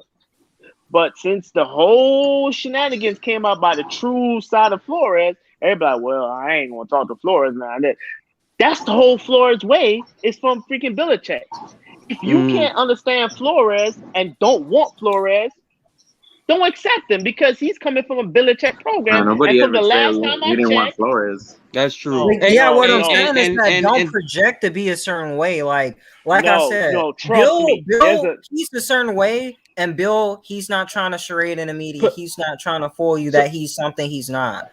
What I'm saying is, if you're gonna be that way on that, don't try to, fool us with, oh, I went to lunch with Tua and stuff like that, or you think Belichick did not? Hey, hold up. You really think Belichick did not do that in the last 25 years with the Patriots fans? I'm about to say this dude recorded practices during the Super Bowl. Look, let me say this. Let me say this though. This motherfucker recorded all the teams in the NFL. Y'all gonna trust me? Come on. Let me say this. Wait. Let me say this.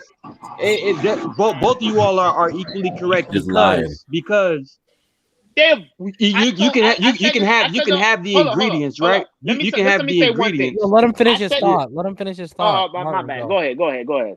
Yeah, I was just gonna say you can have some you can have two chefs, right? Two chefs. You have the master chef, which I would call Bill Belichick, but the master chef has his own masterpiece as far as his culinary art. You can have all of the ingredients written down, which is what Brian Flores took from the Patriots. He has all the ingredients to win, but he's a different type of chef altogether, bro. He might cook, like with different temperatures. He might have to, wear his apron, a certain way as far as not being too tight or something like.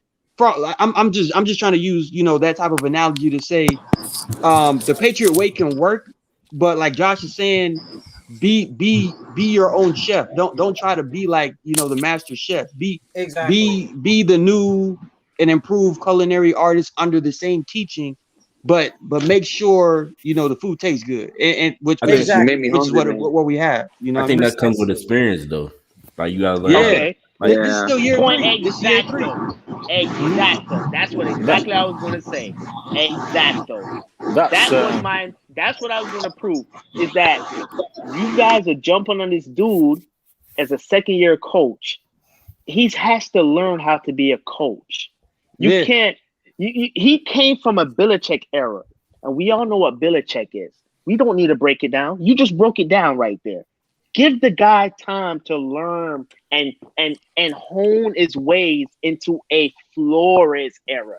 You're not going to get a Flores era in 1 year, especially with Home Depot players. Then after that, you got to get a second-year player, rookie players from Alabama and stuff with a broke hip. You're not going to get a Flores way. Give him time.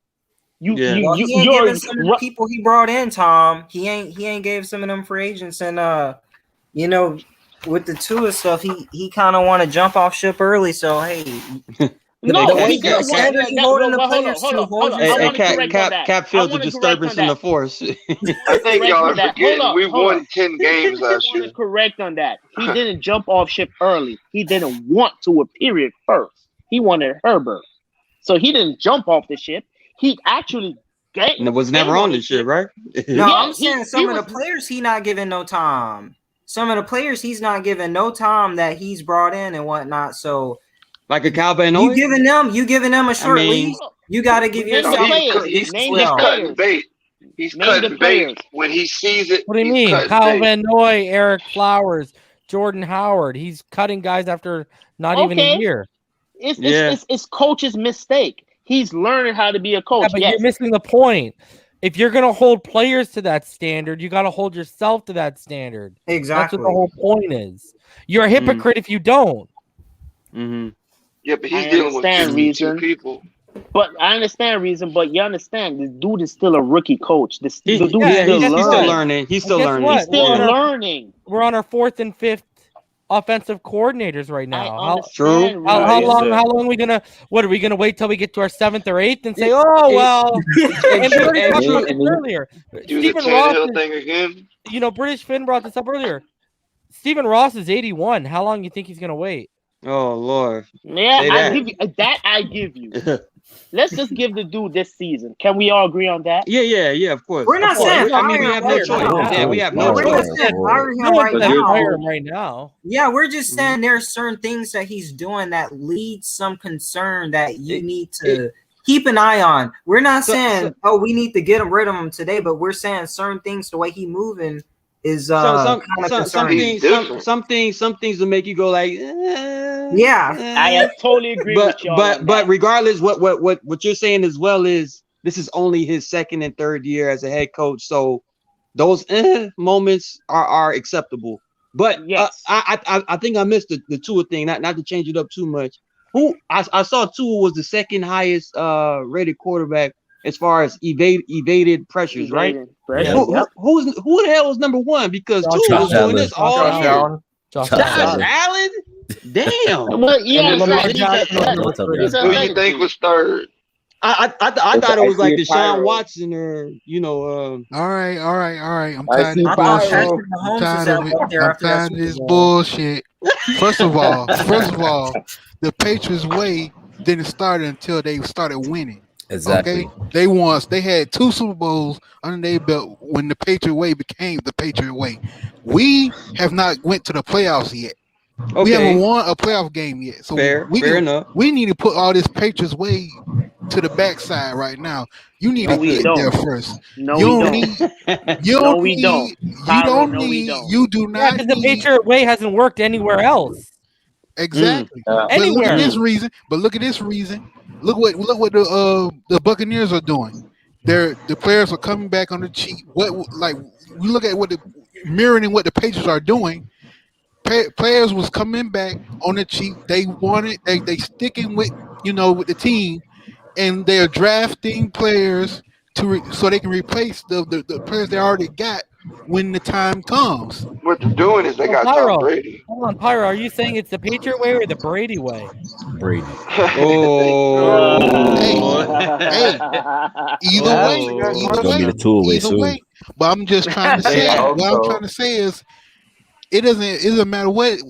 I'm just using the Patriot way because that's what people are calling it. No, I know what you're saying, but if you think about it, they're doing the same stuff that they did in New England, and the common denominator is not Bill Belichick; it's Tom Brady. Exactly. But and do y'all think the Patriots are going to win a Super Bowl? Hold on, Josh. Let him finish his thought. What I was going to say is, I can also say that it comes down to you having a winning team and a decent to smart quarterback. If you have the foundation there and you have the quarterback there, the problem with these other teams is, yeah, they won it, but also the quarterback's taking the majority of the money. Look at the Seahawks. The Seahawks had the foundation there, but when Russell Wilson got greedy, he looked at the money signs. Look what happened. It all fell apart. They couldn't keep it together. Man, he should have ran the ball on second down and one at the goal line. All I'm saying is that we are jumped. I understand Dolphins fans the last 20 years has just been in purgatory. I understand. Your name. All right, man. You too, man. Take care. I understand that, but I'm a both Tua and Flores fan. All I'm saying is we broke the team down the first season. We improved the second season. Just give us the third season. After that, we could come back the next year on reason show us like, okay, fuck Flores. But just let's let me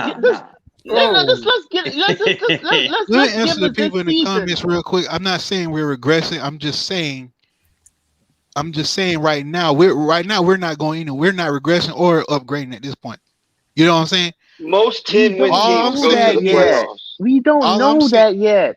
I know that. I'm just telling. We just came from a literally breakdown. I'm telling the people in the comment section. I'm not saying that we're regressing. I'm not watching. All I'm saying is we're improving yet. Yeah, but that's what he's saying, bro. Let Pyro talk, bro. Fuck, that's all I'm saying. I'm just telling these people. I'm not trying. I'm saying we're not proven yet. I'm not saying we're better. I'm not saying we're regressing. All I'm saying, we're not proven yet. We can't throw around the Patriots way right now because we haven't done what the Patriots have done, which is win a fucking Super Bowl. Yeah. Or win a playoff game. Hold on a sec. Yeah. How many playoff teams did we beat last year? Let's see. We beat the Rams. One. I would say Rams. Why are we even thinking like that means we haven't beat any playoff teams. Yeah, but what I'm sitting here and saying is go look at, we got 10 wins off a season where we didn't have to beat consistently playoff teams. I see. I understand, but we were not a 10-win team. We were not a playoff team. Buffalo showed us that at the end of the year. And I'm glad they did that. Right. We overachieved on the last 2 seasons. Y'all freaking killing all the Dolphins now, yo. I just don't get it.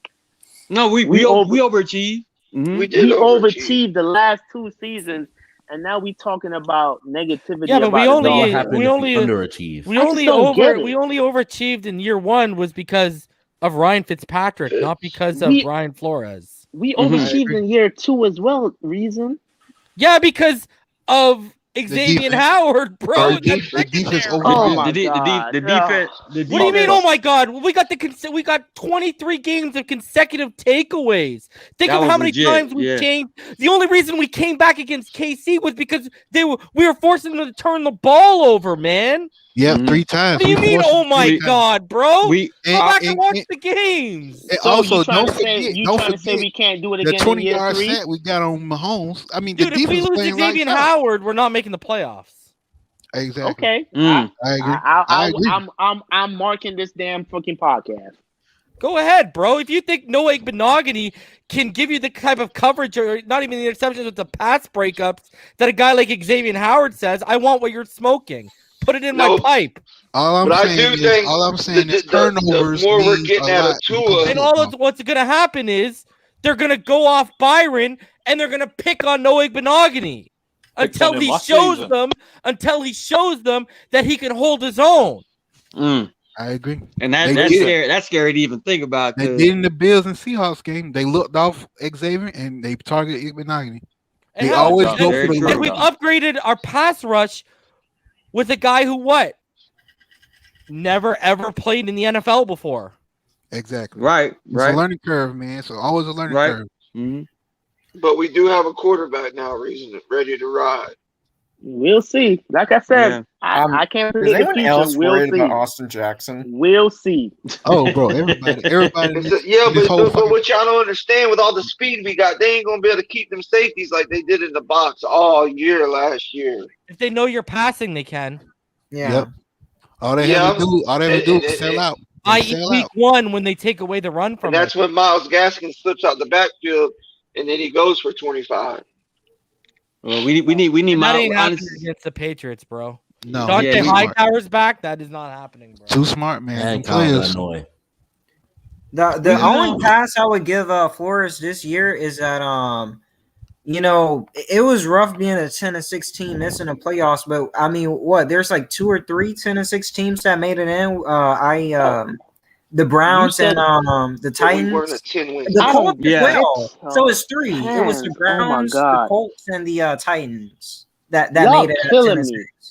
Y'all fans are killing me. I will forever hold. Hold up, Pyro. You just said it was rough to be 10-6 in this season after what we've been through the season before. You say I'm rough. saying it was rough. We missed it, being that there was 3 teams that made it. Yeah, I said 3 teams that was 10-6 made it, and we were just happened to be the one team that went 10-6 that didn't.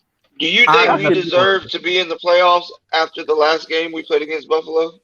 Hell no. Yeah, no. Well, you know what? Whoever said that.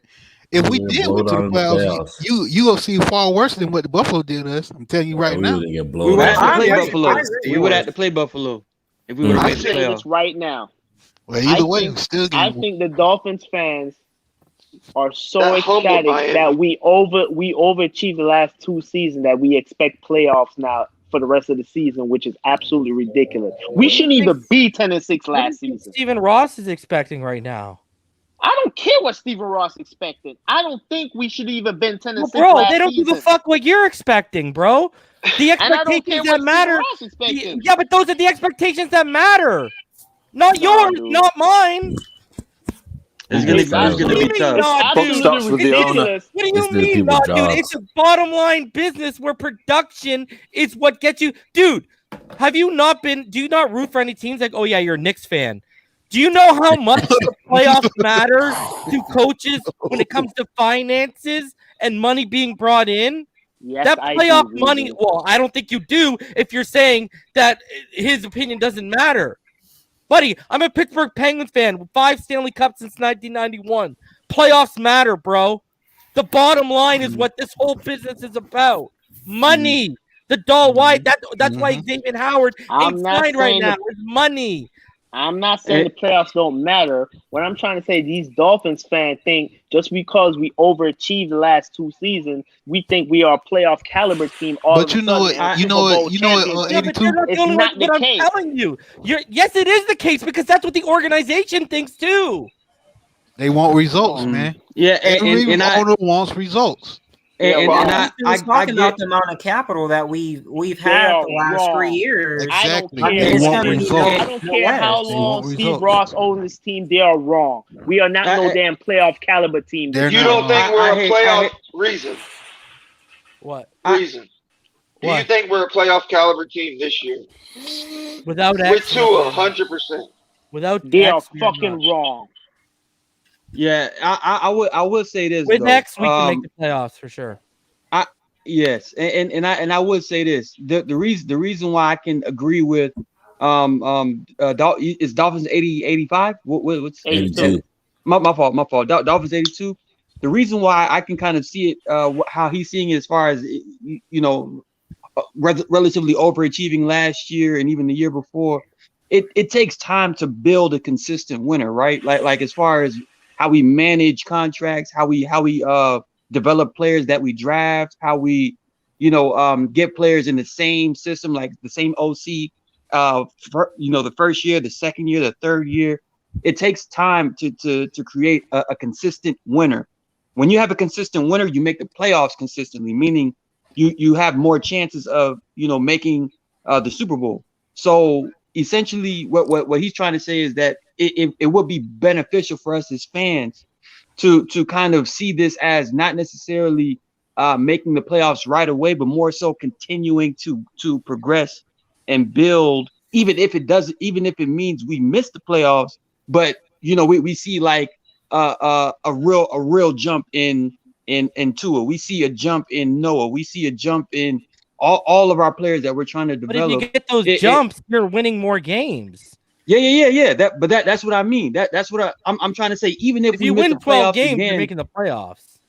Yeah. Which is perfectly fine, right? That's what we want. But the number one thing I want, even outside of trying to make the playoffs, is building a consistent team, so we can when we really do have guys in place, whether it be the next year after that, everything is about winning from there. Because right now it's still about development for all of these players, offense and defense. So I just want them to develop well, and then once they have their momentum going, we can play against anybody and walk into like Lambeau Field and like, okay, yeah, we're gonna win this game. That's what I want. My problem is that they didn't really do much when it comes to the trenches, and I'm specifically talking about offensive line. Yep. I'm so pissed off that they let those 2 top-ranked free agency in the freaking center just go to different teams like that, and also that you let the Jets said, you know what, maybe we should protect our investment, the quarterback of our team. Oh my God, it's and they signed Moses as well. And look at and they did the same thing. They did the same thing. They did the same thing for Herbert, the Chargers. They said, you know what, let's protect our investment and give him a fucking wall. That's why I'm just that really just kind of just grind my gears. That's why I'm really if it's something. I'm sorry, I had to say that. No, I know you did. That's why I said it. That's why I said it. Pyro, but what I think is that what you're thinking is going to be 2 years down the line. I really believe that there are. Flores won't be here then. Yeah, but you know what? Man. So be it. We gotta win, man. So wait a minute. So you expect them to literally neglect the offensive line for 2 years? Or they won't be at that level until about a year or 2 years from now. That's bullshit. What I'm saying. That's bullshit. Well, that's what I see. Well, that's bullshit. Your ass getting fired. Fired. Oh, it is what it is. Fired. Like I just said, I don't see the Dolphins team being a goddamn playoff team this year. Well, nobody's seen them winning 10 games last year. This year, Vegas has got the over and under 9 games for the Dolphins. what Vegas says. Well, Vegas is always well, wrong. they're pretty smart when it comes down to No, winning they're and not. losing. 9 games. Okay. Oh, they're not. Well, you go Okay. bet in Vegas every year and see how much money They you win win every money year. every year, but they're not very smart. Exactly. God. They're not very smart. All these homers thinking that the Dolphins are a freaking playoff team this year. I don't see it. Well, Plain out. a nine win team is not a playoff team this year with an extra game. Yeah, that's true. Definitely not. I'm That's just true. keeping it real. Okay. It is what it is. I hear you. I hear see you. us. I hear you. I see us real competitive another year or two. But because we overachieved last year, everybody, oh shit, we just need fucking Tua to play out this year, and we fucking playoff. Bullshit. I just think Dolphin fans ain't used to winning. That's what I think. They're not used to getting better and better. It could be that. It could be that. But I'm a Flores and Tua fan. But all this freaking goddamn 12, 13 win season and playoffs I'm talking and all about that. Organization. Period. Yeah, the we whole are building organization. something. Flow. Okay, we got one problem with X. We wouldn't even be talking about all this if it wasn't for X. You're absolutely right. Mm-hmm. Okay. So let's. So now tell me if he's a team player or not. Is X a Or team he's player? about that bad. No, he's about that bad. Come on now. You saw all the problems he had back in the day. All X care about is himself. Exactly. But I think Flo is trying to call his bluff, but what ruined it was X getting that other agent. That's X is what hurt going to us. win that battle. Okay, guys. X is not going to. I just know the Dolphin fans, we're used to winning. Just like when the reason I used to love Soprano too. Winning, then we get to that point where we're going to break through the playoffs, and then we come back and we win 5 games. I really honestly don't see X on the Dolphins team by the end of September this year. That's my honest opinion. That'd be terrible, man. Well, I said It before, will be terrible. All you need, to keep these players is to win. You see what the what happened with the Buccaneers players, man. As soon as they got that taste of that Super Bowl, they said, man, They all freak took the low money. deals, right? They said, freak the money, man. We want this. We want another chance at this Super Bowl. We want to run it back. Bro, about 10 games through the season, they wasn't even gonna make the playoffs. They had to go on a hell of a run just to get in the playoffs. All I'm saying is my whole argument last 5 minutes is just give this team another year. Stop expecting these big ass leaps because we made 10-6 last season. We made 10-6 last season because we got some goddamn luck in our hands. If you watch the game, there was a lot of luck in our hands. And we had a great defense. Now, listen here. Special teams too. Special teams, Yeah. but we all know football. Your season don't repeat the same. And that's going to repeat the same like it is last season. We need the offense to step up, and we have to have the line to step up, and we have Tua to step up. Those are 2 big freaking hurdles we got to step up. Am I saying that I don't trust Tua in line? No, I trust Tua. I disagree the with line. I'm sorry.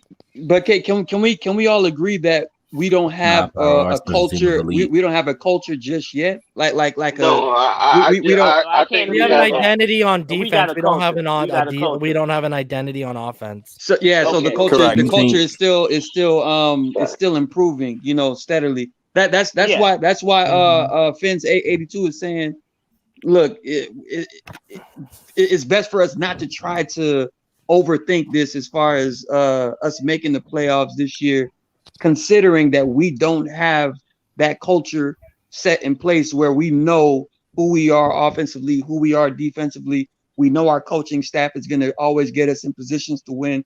We don't know that just yet. So we just have to continue to allow them to develop these guys on a week by week basis until we win. Like some of the better teams, bro, win a string of like 6 or 7 games in a season, right? Miami last year when Tua started, even before Tua started, we won the 49ers, Jets, Rams, Cardinals, and Chargers, right? Mm-hmm. So that's a 5-game winning streak. From that point, we were like, oh, bleep, bleep, bleep. The Miami Dolphins might make the playoffs this year, right? Mention that Broncos game. Mention it. No. I'm getting it. I'm just saying we kind of tried to figure out in our minds, do we have a culture yet? Because we were winning. and we're winning because our defense was just playing lights out.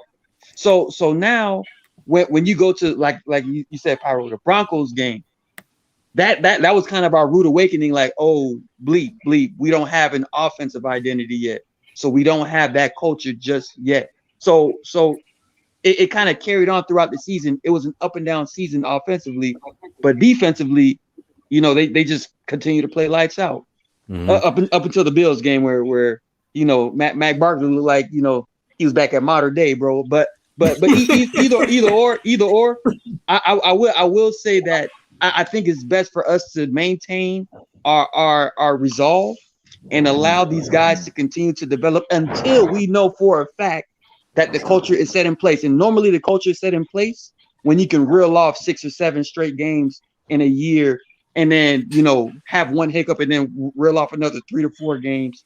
That's when your culture is set and you should have more of a aura of confidence that this team is in the right hands and we're going to, make pushes to the playoffs. But right now, we can't say that definitively. Y'all thinking these guys got all the time in the fucking world to get this together, bro? This is blowing my mind. No. Hold on, I ain't done now. I ain't done right now. 5 years though.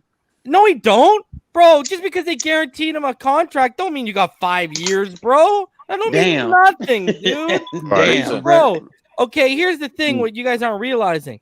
Last year, Z-Man, I'm gonna make room because Tyler wants to come up here, bro. So come on later if she leaves. Here's the thing. All right. Our defense played the way it did. Have we lost any key pieces to that defense? No. Okay. But we've upgraded it, correct? With Jalen Phillips, with Adam Butler, etc., right? Yeah. Okay. So by that standard, if we keep X, the defense should not regress. It might even get better because we got more depth, right? Exactly. By definition. Okay. Let's keep going now. Now the offense. Y'all seem to be forgetting that we have the highest paid receiving core in the NFL right now at $45 million. $1 million more than the Tampa Bay Buccaneers, okay? Yep. You got this offensive line that Brian Flores and Chris Greer fucking hand-selected every one of them. Out of all the starters, none of these guys were from before their era. All right? So, if that offense improves a little bit, just a little bit, there's no reason why these expectations that these fans and the organization has of playoffs is irrational. I agree. Your defense is better and deeper. Your defense is better and deeper. Your offense, you're expecting all these players to take these second-year leaps. These guys, they drafted, and it's full of. Last I checked, Hunt was drafted 39th overall. Tua was drafted 5th overall. Austin Jackson, 18th overall. Liam Eichenberg, 42nd overall. So guess what? I just named 4 players that were top 50 picks. Top 50. There's literally no excuse here where we're going with this right now. No excuse, exactly. Our defense was the 5th highest scoring defense last year, and if X stays, you can legitimately make the better. It's argument that it's better. Yeah. Oh yeah. So here's the thing. But then if it flops, we're gonna give them a fucking pass. Right. No, there's no excuse. Oh no. Reason. Let me say this reason. Let me say this reason to all the snake-bitten Dolphins fans. Stop acting like we won all of our games by a bunch of holy rollers and Hail Marys and swan dives. Our defense, number one, our defense gets a paycheck too. Last time they was employees of the Dolphins. Our special teams get paychecks too, just like everybody on the offense and everybody else. They get paychecks too. So if they played a big part in us winning, we get credit as a team. Bottom line, they get paychecks too. Who that? Hold on a sec. Dylan, Van Noy was not a key piece. Last I checked, he got trucked by Josh Allen. McCain was average at best as a free safety. Shaq Lawson was clearly a 4-3 end out of position in the 3-4 scheme. And Devon Godchaux didn't even play last year, bro. So, no, we didn't lose any key pieces that impacted our success last year. Van Noy was not good. Hence the reason they cut bait right away, bro. I I don't like how saying that was luck last year, because how many of those losses were close losses? We should have beat Kansas City. Exactly. We should have beat Kansas City, the Super Bowl champs, bro. Who said Exactly. the How many losses losses? were The luck only last loss year? that you can Nobody sit said there the and losses say were was a luck. blowout was the last Game of the season. The That's Bills. it. Every game we stayed And they forget about the competitive in, first bro. Buffalo Bills game when we should have won that one. When we crapped the bed in the fourth quarter. Hold on, I appreciate you coming up. I got to make room for ball game, bro. So come back next time, bro. I appreciate you. Who said Yeah, we- losses were luck? I'm just gonna say this. Get him, Tyler. With the whole X thing, I mean, I'm just gonna wait and see on that. Obviously, as of right now, it's not looking good. But if they can, find a common ground, have me on, that's perfect.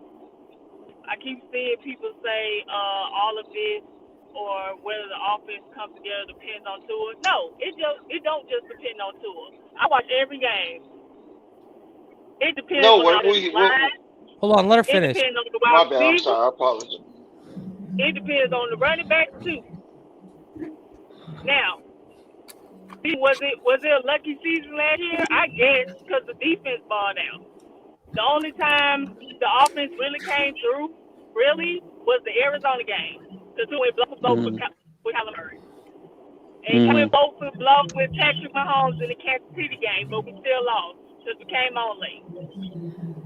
This year, if X doesn't come back, the whole entire team has to step up. That's with new players on defense, no Ignorogany, and new players on offense, the wide receivers. Now, I feel like I honestly believe Twitt's going to do his part. He's doing his part right now. He know the offense like the back of his hand right now is just have to buckle down and learn it. We're going to do everything he can't say them. I feel like the reason why everybody don't know the people, really, aside from Tua and Jalen, is because Tua and Jalen in that system. Tua played with 3 defensive coordinators in college. So Yes.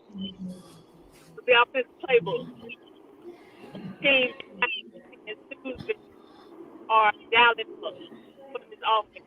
And I'm not surprised that Jalen knows it, because Jalen was the same thing with Tua. He went through 3 offensive coordinators or 2. So it's not just hitting on Tua. Tua need everybody in order for him to do his job. Just like his last season. Yo, you're breaking up pretty bad, Tyler. Yeah, he's breaking up. I can't hear him. Yeah, because you're in the car, so It's Yeah. Hey guys, what's good? It's a What's team game. What's up, ball game? Man. What up, ball game? What's up? Ball game. Chilling. So I see y'all. I hear y'all, man. I like the passion everybody has tonight about what's to come. I agree with what Reason's saying, man. Like, everybody's got a part to play in the expectation piece, because truth of the matter is, it's hard to win 10 games in the NFL. And the fact that the Dolphins went from 5 to 10, realistically, the jump should have been probably 8, and then the expectations would have been tempered a little more, and it would have gave these guys a little more time to figure some things out. But when you go from 5 and you double up to 10, the next expectation is that you should be somewhere in the 12 to 13, 14 range. I just don't believe that, with all of the changes they made and things of that nature, we're there yet. I do believe that they can win 12, but it's going to take a concerted effort on both sides of the ball, because, this thing with X is going to really either speed up or continue to retard the development of ignominy. Defensively, they can do a couple different things, throw some other zone coverages in, things of that nature, to be okay on defense because of the moves they made up front in the front 7. But overall, this offense is going to be and their success is going to be predicated without a shadow of a doubt on the success of them young boys up front. on that O line. I think Tua's gonna be everything he's been previously billed to be. Bringing in Fuller was a great addition, and you're gonna get the same level of productivity, I think, from Devontae Parker if he's still here.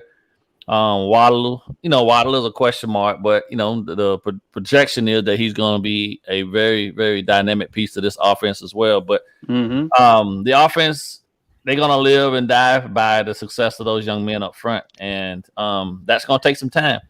So for me, I was listening to you guys talk a little earlier and about the first game.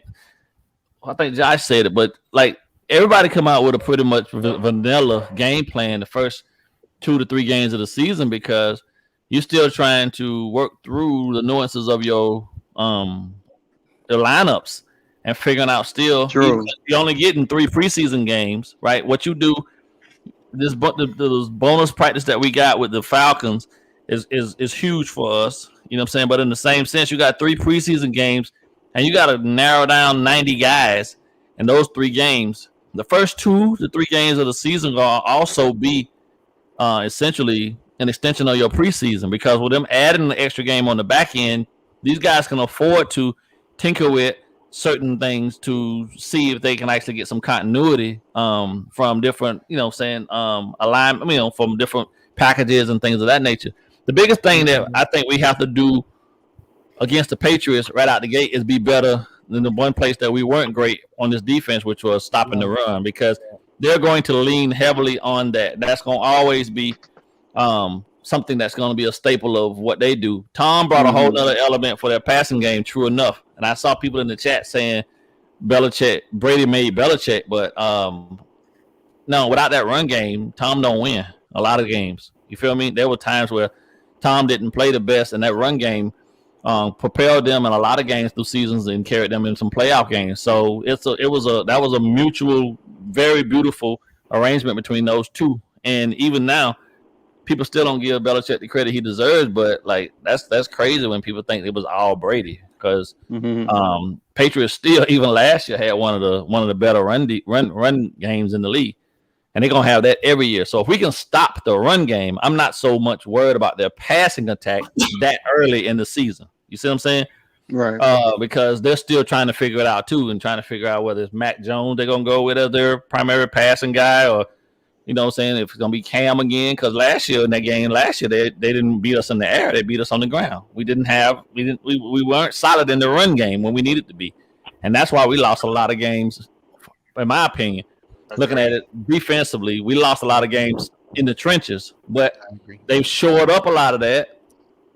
We're bringing back guys that I think are going to be very, very, very, very influential in setting a tone up front. And if we can do that early, the earlier we can do that for defense, and then that takes the pressure off the offense to go out and have to do a lot of things. But it's going to be real vanilla for the first 3 games. Unfortunately, the way they set our season up, those games are 2 games against our division rivals, and then you turn around and you got one with the AFC West, which is all conference games. So it puts more of a onus on us to have to go out and win those. But it's going to be a struggle for all of those teams in the first couple of weeks. I just think that the sooner we can get past all of this stuff that's out there in the air about X, and these guys can just focus on cohesiveness and building continuity with each other and leaving all that stuff outside, then that bodes well for them long term because they can just focus on football.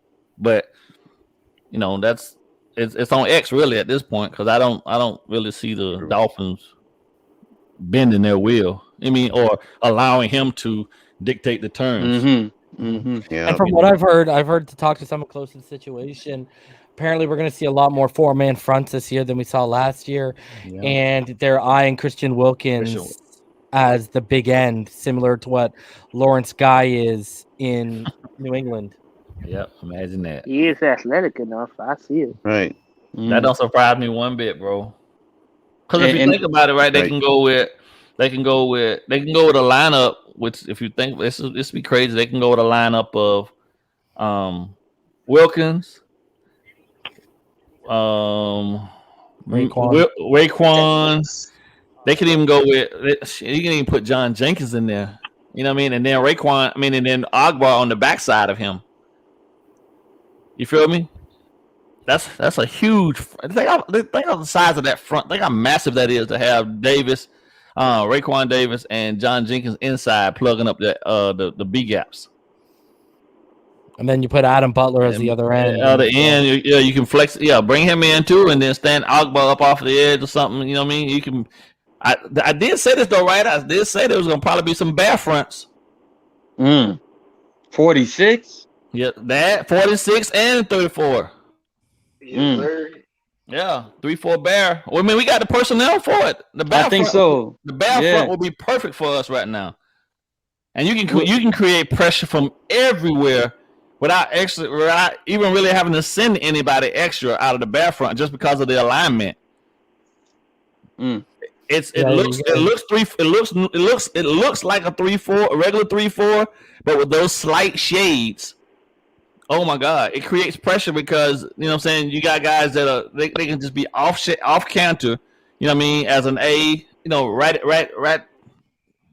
Yeah, I mean, I have to show it to people. I don't know if a lot of people understand what the bear front looks like, but it looks like a bear claw. It looks like a bear claw. You see what I'm saying? Mm-hmm. And the outside guys standing up, the linebackers standing up, they're really free to get up the field as fast and as easily as possible because the ends occupy pretty much everything outside of the tight end. And even if you flex them outside the tight end, then all you got to do is bring and roll down your backside on the backside linebacker. Then you got that 6-man front there, and you can send whoever you want and never have to worry about anything because it's easy to run 3-4 out of it. It's easy to run the cover 2 invert out of it. You can man up because what we do anyway. You know what I mean? I wouldn't be. I know what you mean, ball game. Yeah, I wouldn't be surprised. KC used to do that, right? KC used to do it with Derek Thomas. Remember? Derek Thomas, yeah. Yeah, I remember. I know what you're talking about. KC did it with Derek Thomas. And truthfully, I've seen. Yes, they do. Yeah, and truthfully, I see why a lot of people are saying we should have a better season this season. Just because keeping it real, man, we upgraded on both sides of the football. So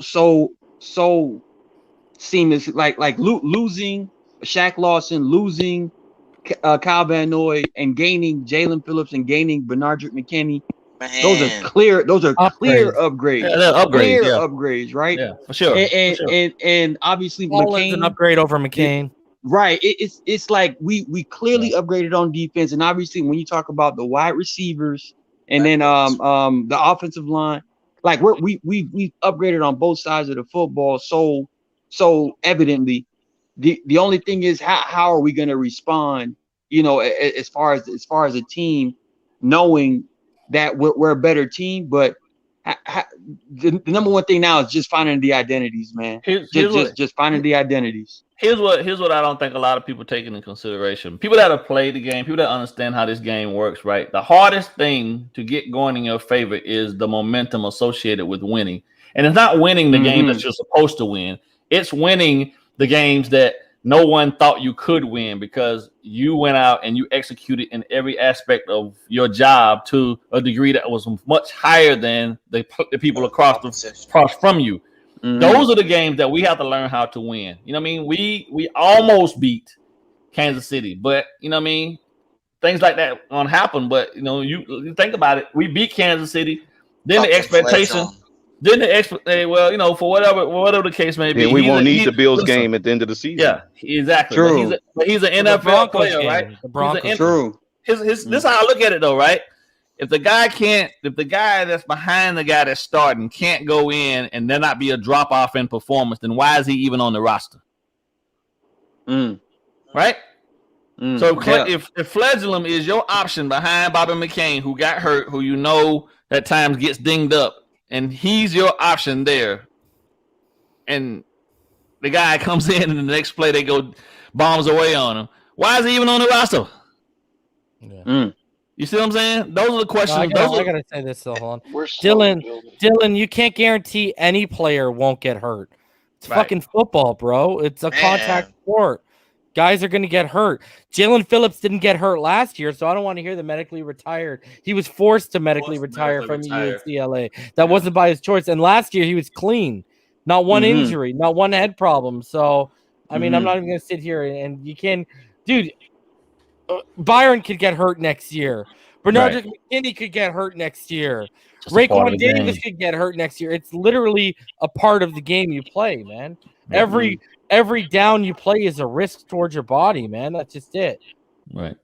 I think they got to thank most of these guys from the beginning of the season to the end of the season. If they get dinged up, most they shoot for to be is about 85%. If they can be 85, if you can show up every Sunday and be 85%, that's awesome in the NFL because you healthy. You can go out and you can play at pretty much, you know what I'm saying, 85% of your high level. I mean, your highest playability is still pretty damn good in the NFL. That's what most of these guys shoot for because they get dinged up, man. The game is still physical, even though they're shifting to it being more. Tell them what you used to tell your corners and your kids. What did you used to tell them?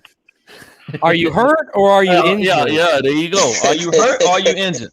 Difference. It's bad. Yeah, there's a huge difference. Now, if you injured, then I can't use you. But if you hurt, you can play through that. The pain is weakness leaving the body. I believe in that still to this day. I mean, hell, it is what it is. Yeah. My son will tell you right now. Listen up, Isaiah. Yeah. Pain is what? Weakness leaving the body. You heard that? Y'all hear that? Yeah. What is pain? Weakness leaving the body. Is that the one that is Isaiah the one that manned up Michael Pittman Jr. too? Yes, sir. Yes, sir. You paid him to say that. I don't have to pay him to say anything, bro. Nah, bro. He brought him on screen with me in Richmond before. No, trust me. I know. I'm joking. But dude, if you go back to the Pittman game, he shut down Pittman for like, what was it, 2.5, 3 quarters? 2.5, almost 3 quarters, man. And they took him out. He got dinged up. They took him out. They brought him back in, and they shifted him to the other receiver. And his son was telling us, he was saying to the coaches, "Why didn't you put me back on them?" Because in one quarter, Pittman blew the game up. Yep. Got loose, and it was all downhill after that. It's just a mentality. Yeah. Yeah. Some dogs show up hurt, injured sometimes too. Sometimes you have to take the, you know what I'm saying, you got to put yourself in a position and make the right decision for the kid, because all my kids will run through a wall for me when I coach. But like, I had to be smart enough to say, "Oh, bro, you can't go. You know what I mean? It's cool. I love you. Stand here next to me and help me. You know what I mean? By tell me what you see on the field." I had kids like that, you know what I'm saying? But at the end of the day, this team still has to prove to, because winning 10 games, that just proved that, okay, the Dolphins are making some great strides. It's now they're going to have to win 11 or 12 or 13. Dylan, I get where you're at with the injuries. Go look up Frank Gore in his collegiate careers and then get back to me, bro. Frank Gore, he had 2 ACL tears in his collegiate career. He went on to have one of the healthiest, longest, and most durable NFL careers of any running back. Frank Gore gonna be a Hall of Famer, and that's a high contact position. He gonna get in. Frank Gore gonna get in the Hall of Fame. He got a good shot to get in. Bro, what's crazy is his son's playing right now, and he's still playing. Like, right? That's nuts. Yeah. Mr. Durable, boy, I tell you. Yeah, but see, here's the thing. Like, you know what I'm saying? Like, I'm not saying whether I think we're going to win 12, 13, or 14 games. I'm strictly talking about what the organizational expectations are right now. With the money you've spent, with the draft capital you've spent, with the players you've added, you've added more to this roster than you've taken away from it. Playoffs or bust. Right. So that's the mindset. Basically, of front office now at this point. What is that? 5 first-round picks we've had in the last 2 years? Yeah. Yes. All right, hold on. Tyler, I guess your internet's probably working better. Go off of your point you were making earlier. Oh man, I was just saying, like, the whole deal with X. I was like, if it works out, that's great for the Dolphins. If it don't, I really been quiet on this entire off season, really, because it's just been very exhausting. I keep seeing people say this whole jump or the Dolphins as a whole going to the playoffs with that's true, in my opinion.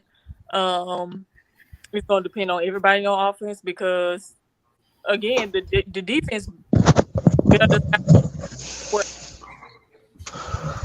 The only time the offense came through was in 2 games. In the one game, the offense was trying to come through. It was too late because we still lost to Kansas City.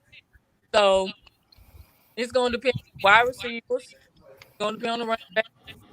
The offensive line specifically, I believe Tua is going to make his jump. The people around their job, so the playbook situation. I'm not surprised Tua, knows the playbook. I mean, he came from whatever offensive scheme they're running. He came from that in college. He, had to do Jalen Waddle as well. So I'm not surprised he knows the playbook. So it's going to depend on everybody on offense, not just Tua. But I agree 100% with what everything you just saying. But that everything you just said. Here's the problem I have with guys when they get past the 3 to 4 year mark in the NFL, right? And they have to go through different regimes every 2 years, right? They get complacent and they stop taking like Devontae Parker, for instance, came from Louisville. That's not and will never be known as a very pass-oriented offense, right? So the intricacies of their passing concepts and things of that nature there are not going to be NFL level. But you expect him this far along in his career to at least be one of the guys that's carrying the torch for the younger guys in regards to diving into this playbook and being a professional. Because that's what that means, right? They playing at the highest level as a professional. There shouldn't be any reports about the playbook is too difficult for you at this point. When you got a guy like Jalen Waddle, who is fresh out of Alabama, where they're running NFL concepts, but then turn around and he's got a new offensive coordinator as well in Godsey and Stillsville, right? He's getting the same new stuff. Mm-hmm. We were told at this point that it was, not in reason spoke to this that Najee said it was similar, right? But at the same time, now we're finding out that it's not. It's completely different, right? So if Jalen can get to it, you better believe I'm gonna expect my 8-year or 7-year veteran to be able to eat that shit up too. Like, who's the better pro right now? How you teaching a young guy the proper way to go about this process if you struggling with something that he's already got? You know what how that looks? That's like me going and my younger brother always giving me advice when I'm the older brother. That ain't happening. I just think it just shows how trash Louisville is. That could be a part of it too, but it ain't just. Hey, simmer down. It's not just him. Louisville's trash. Like at the end of the day, the concepts are universal. I get that the terminology and all this stuff, but like they get the playbook, bro. Like legitimately, they start getting the playbook in March before the draft. Like right after the season started, there's a 3-week window after that point that they can't give them anything. You know what I mean? Everything is Zoom calls and stuff like that. But then they actually give these guys the playbook at the first part of March. Like, come on. Like Reason said, if 2 on this short lease, come on now. For nobody else. Yeah, everybody on this. Well, if your quarterback is being held to this standard, everybody else is on the same one. Especially if he's a 5th overall pick. Yeah. Devontae Parker, the entire organization. Only won 1,000 seasons since he's been with the Dolphins. Ain't no. I don't want to hear it. Right. Step up or move out of the way. That's my thought process at this point because trying to get the play. Yeah. He should be leading from the front though. You know what I mean? Like that's just my opinion. I expect to be able to lean on my veterans, right? You mean you've made it past the NFL window, right? Most guys don't play the last 3 years. Yeah. Right. That's the average. So if you're in year 6, you're in year 7. The last thing I need to have concerns about is you not being able to understand a damn playbook. And here's my you thing. Feel me? Tua can say. I don't care. I don't care that they changed. I'm telling you, they've had these damn playbooks in their hands since the beginning of March. We are now in July. Tua can say all day long. They will show up in training camp when this shit figured out. That's my thought process. Tua can say all day long. He ain't thinking about. He ain't worrying about what people on the outside are saying. All that. I honestly think that's BS because he has to hear it. He hear it, and it's clear that he trying to make sure he on his P's and Q's when the season start. So facts. The fact that he know the playbook and he pulling Devontae to try side, clearly doing everything in his power to make sure this offense know where they supposed to be. So it's Right. like they gotta. He hear it. He know he under pressure. So that's why he ain't been resting on his laurels ever since offseason. He went straight to work in the offseason. That's why I ain't worried about Tua. Facts. Supposed to do now. Everybody fall in line, do what they supposed to do. The one thing you can say about Tua Tagovailoa is he's an absolute. His brain is an absolute sponge. He will take everything in and he will work his ass off. And if he's gonna fail, it won't be because of he doesn't put the work in. He doesn't sit and do the film. Doesn't look at the playbook. Doesn't live a clean life. If he fails, it's just because he wasn't good enough, not because he didn't try hard enough.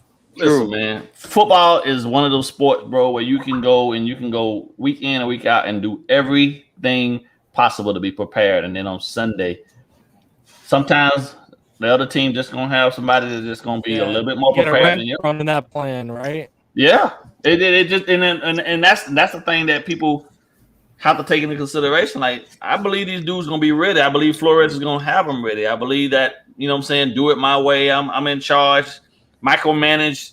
You know what I'm saying? I believe he's the perfect example of a micromanager. But I think he has to be at this point because he understands, like, shit, we got a timeline, bro. Like, we got to get this thing right. Otherwise, I'm going to be out of here and there'll be a whole lot of other people following me out the door. You know what I mean? And at the end of the day, like, nobody's safe. I don't think anyone is safe, especially on the coaching side of things. Players, unfortunately, players going to be here because their contracts, you know what I mean, a little different. But shit, you see coaches get canned all the time for lack of productivity in regards to what the expectations should be from the groups that they're coaching. So it ain't, you know, Jackson had a whole bunch of talent in Cleveland and couldn't get it going. But then, and I saw some dude in the chat talking about, the only way I would deal with anybody in the AFC would be, it has to be a low-rung team, bro. Somebody I know I ain't gonna see. That damn Browns roster is loaded. I ain't trying to give them jokers nothing. Yeah. Nothing. Anything. I don't care what they calling off. I ain't trying to give them nothing because at some point we might have to see them, right? Like, scare money don't make no money, but goddamn, you don't give nobody extra bullets to shoot at you. You know what I mean? But Ballgame, maybe you can just rely on, like, hey, they can maybe just do the Browns thing and just fucking tank. I don't know, man. I think they got positive momentum going the right way, though, bro. Like, Delpit coming back from injury, he didn't play last year. They figured it. They got some things figured out over there, and like, David Clowney's there now, bro. Once you taste the playoffs. Oh, I mean, once you taste the playoffs, and you always want to. Yeah, you want to talk about expectations. Ball game. Their coach won Coach of the Year as well. Yeah. So the expectations are like, you better take that next step. Take that next step. Exactly. Well, that's another thing. I don't understand why Flores is getting this pass earlier about there's no expectations when he was nominated for Coach of the Year, bro. Listen, Reason, just let it go. Going on? Let it go, Reason. Just let it go, Reason. They're all on the hot seat, man. They're all on the hot seat, dude. And like Stephen Ross is 81. Yep. It's about the bottom line to him. Yep. And playoff revenue is a lot of money, man. That man is not about failing, bro. Like every business that he has put his name on, other than the one where he started prior to it failing, before his mom gave him that $10,000 that she said she made an investment in when he was in college. Outside of that, everything he's done and put his hands on has been successful. This Dolphins, this Dolphins thing right now is a thorn in his side, and he's gonna do everything in his fucking power before he punch out of here to at least have this thing right. You know what I mean? I agree. People need to understand that, bro. You forgot to mention his failed marriage, ball game. Oh yeah. Hey, come on. 81. No, it happened at 81. So two things he spelled at. Hey, y'all need to stop. Hey, by the way, is Tua the highest quarterback we drafted in the Dolphins history at 5th overall? Was it like Greasy? Times, yeah. Like Greasy pretty high? Let me look. You might be right. Damn. I never even thought about that. Let me look at Bobby. Who said that? Little Z-Man, I'm back here, back in that. Oh, yeah, it had to be somebody. If it ain't no, Z-Man, it it's was somebody. Greasy. He was drafted 4th overall. There we go. One spot higher. One spot higher. I don't need another thing used against Tua, though. Right. Yeah. Look at Tyler got her Alabama shirt on, showing off and everything like that right now. Look at this. Thank God she don't got no Louisville shirt. God damn. Jesus Christ. No. Off of them. His sophomore year beat the brakes off Louisville. True. Louisville just hit a nosedive, man. Woo. Yeah, I feel so bad for the fans. They had a quarterback I really liked a couple years ago. I don't know if you guys remember him. You remember Brian Brom? Oh yeah. Back in bro, 05. Yeah, and he came out in the 2008 draft, bro. I wanted him so bad. I don't know why. He went to the Packers, though. Yeah, he went to the Packers, bro. He had like his last year, he threw for like over 4,000 yards, over 30 touchdowns. I was like, yo, this kid's gonna be awesome, and then he just shit the bed. Yeah, thank God. Who you talking about? Brian Brown from Louisville. It is kind of funny though. It's like every stat been coming out in favor of Tua. Now it is. That's what I was gonna say. Did you see what PFF projected him for yardage wise? Yeah, 35 yards. I was like, oh really? 4,500 yards, 45. Bro. Get out of here. Watch, why would they now. Watch, I'll bring it up. Yeah, watch, I'll bring it up. It's all a mind game, Martin. It's all a mind game. They don't want to be wrong. Well, no, PFF's one of the outlets that rips on the kid. It's like, what? Right. Exactly. Now you're like, now you expect 4,500 yards from this guy? Like, what's going on here? That's over 200 PFF is a game. They're gonna spin it. PFF so is they the can rip same, on them some more next year. Yeah, same group of people. Even if he get that, they're not going to give him the credit because you know what they're going to say. It's because they had to upgrade all the weapons around him. These are the guys that have Kyle Pitts at the number 5 tight end in the league right now. I think it's number 4. They got him at number 4. That is the most absurd thing I've ever heard in my life. How can you rate someone that high and he has never had a snap in the NFL? Why don't you talk? You need to talk to Chris Sims. You need to talk to Chris Sims, who's got all these quarterbacks who've never played an NFL snap rated higher than Tua Tagovailoa, bro. I thought he would have. I figured Sims would have eased off, bro. After you, you know what I'm saying. You remember that day? He pissed off Chris Sims, man. Chris Sims said, "Man, freak all this three reason." That day was all amazing. 3 of the projections are crazy. Let me see if I can bring up that GIF. That GIF was amazing. That is crazy to see those stats. The clown paint you put on Chris Sims was fucking epic. Oh, it wasn't as epic as the GIF that I dropped, bro. Oh, Richmond no. Webb actually called me and said, "Oh my god, that's the funniest thing I've ever seen." Oh my god, let me see if I can bring this up. I said, that day was epic, bro. I actually on the tail end of it, man. You had went into that dude so bad, man. I was like, oh, okay, man. I need to call Reason to ask him to. Well, we shouldn't have talked. You shouldn't have talked crap. You shouldn't have talked crap. Yeah, I know. You know, you got a restraint on Reason, man. You got to. I got a question, guys.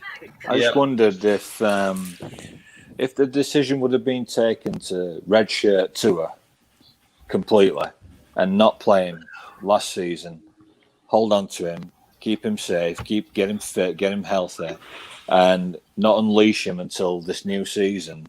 Do you think that it would have been, in hindsight, a better decision and a better thing for Tua to, for Tua to a better situation for Tua to come into?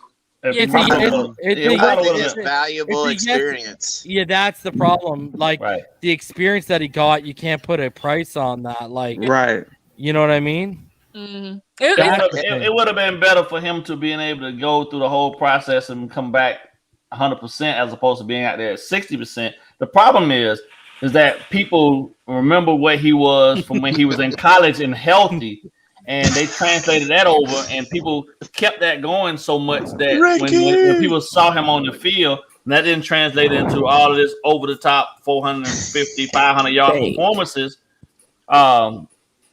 People didn't want to take into consideration that he was coming back and he was only 60%. He had just had that injury. You know what I mean? They were thinking, okay, take him from when we last saw him in college. He gonna pop into the NFL and he gonna be fine. If they playing him, he should be good, type of thing. And that's not the case. That's what people, that's where I think the media should have went. But the media ain't here to help nobody. Their job was to completely go about the process of just tearing down or just scrutinizing everything to the point where they turned. They really went and turned everybody against him for a while. You know what I mean? They had people questioning the organization in regards to why they started him, but that was a Ross decision. Get the kid on the field. I believe that 100% because I don't think Flores had any intentions of playing him when he played him. You know what I mean? So that too. It's like that gift was crazy, bro.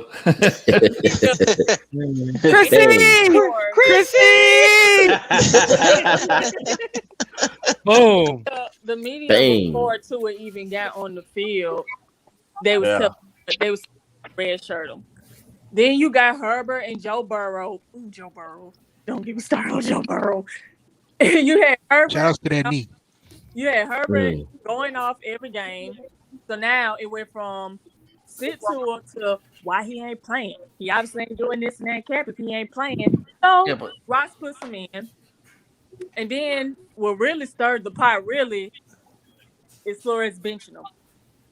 That benching him. But people understand. But people have to understand why he benched him. He benched him because all the damn pressure. He's got to win. Yeah, I get why he benched him, but at that point in the game, it still played a part in the narrative that we are seeing now with Tua. It did. I get it. Damn, bro. None of that swayed me because I understand as a coach, like sometimes your quarterback just is not in the groove you need him to be in. So you gotta go a different route with the backup to get things moving. I mean, that happens. I mean, we do that. We used to do that all the time, but I don't think people take into consideration that all of the other factors that went into who Tua was, where he was physically, and things of that nature. Right? They just look at the fact that he can't be that good. Then come Flores bench him. Like you know what I kind of just realized. The media is not going to. They keep overlooking the hip injury. Yeah, because it doesn't fit their narrative. It's not. Just like they're not going to bring up the 6 touchdown practice he had. It don't fit their narrative. Facts. But you all or the fact that he was number 2 against pressure. Like that reason evading pressure. That gives me, the most worry I had for next season was the O-line. And that's still a worry. But now to see how great Tua was against the pressure, that's like a little saving grace, knowing that we got these fast receivers. At 60%. True. Exactly. And now this man. I wish Josh Allen was a little lower on that list, though, because that means that he was getting up out of there and getting away from pressure, too. You watch all the games last year. You watch all the games last year. Tua was doing that all season. Season. I kind of just realized that Miami doesn't really have a culture, bro. Like in comparison, like other franchises, like we see Jordan Love, like he was behind Aaron Rodgers. He got drafted behind Aaron Rodgers, and it was a foregone conclusion that he was just gonna sit, learn, this, that, and the third. I can recall Phillip Rivers getting drafted to the Chargers or get drafted to the Giants, but traded with the Chargers for Eli, so he can go to the Giants. And I just remember seeing him sitting the whole year, not worry about too much. But there's some situations where you have to play a guy immediately. And I think this is one of those situations where Tua just fell to a franchise that needed him to play immediately, but he just wasn't ready. So whether it be health or so thirsty for a change, bro. 20-year drought. But when you look at that and you say Tua has to play, and then the reports come out from trainers and and to his associates that he was only 60% healthy. Is that responsible from the front office to chuck him in the deep end at 60%? That's kind of what I'm alluding to as far as that culture, bro. If the culture was set like a Pittsburgh, where like even Ben Roethlisberger, he played as a rookie, but that was like when Tommy Maddox just went down with an injury. So they're like, all right, you're in, rookie, and then he just dominated. I want had a hell of a run game too. I want y'all to follow along. I got 2 images, okay? First image, I want y'all to follow along, okay? Now, I kept asking, why is the media talking about? I love this. Tua needs to be traded, or he needs to be moved off of. But Burrow, who tore every alphabetical letter in his knee, and was also putting up these stats. The key one you're not seeing here is pass attempts, which Burrow had far more than Tua as well. Okay, so we see this, we see all the similarities, and we kept asking ourselves, why is the media not talking about Burrow? Why is the media not talking about Tua? Guys, my next image, is this the reason why?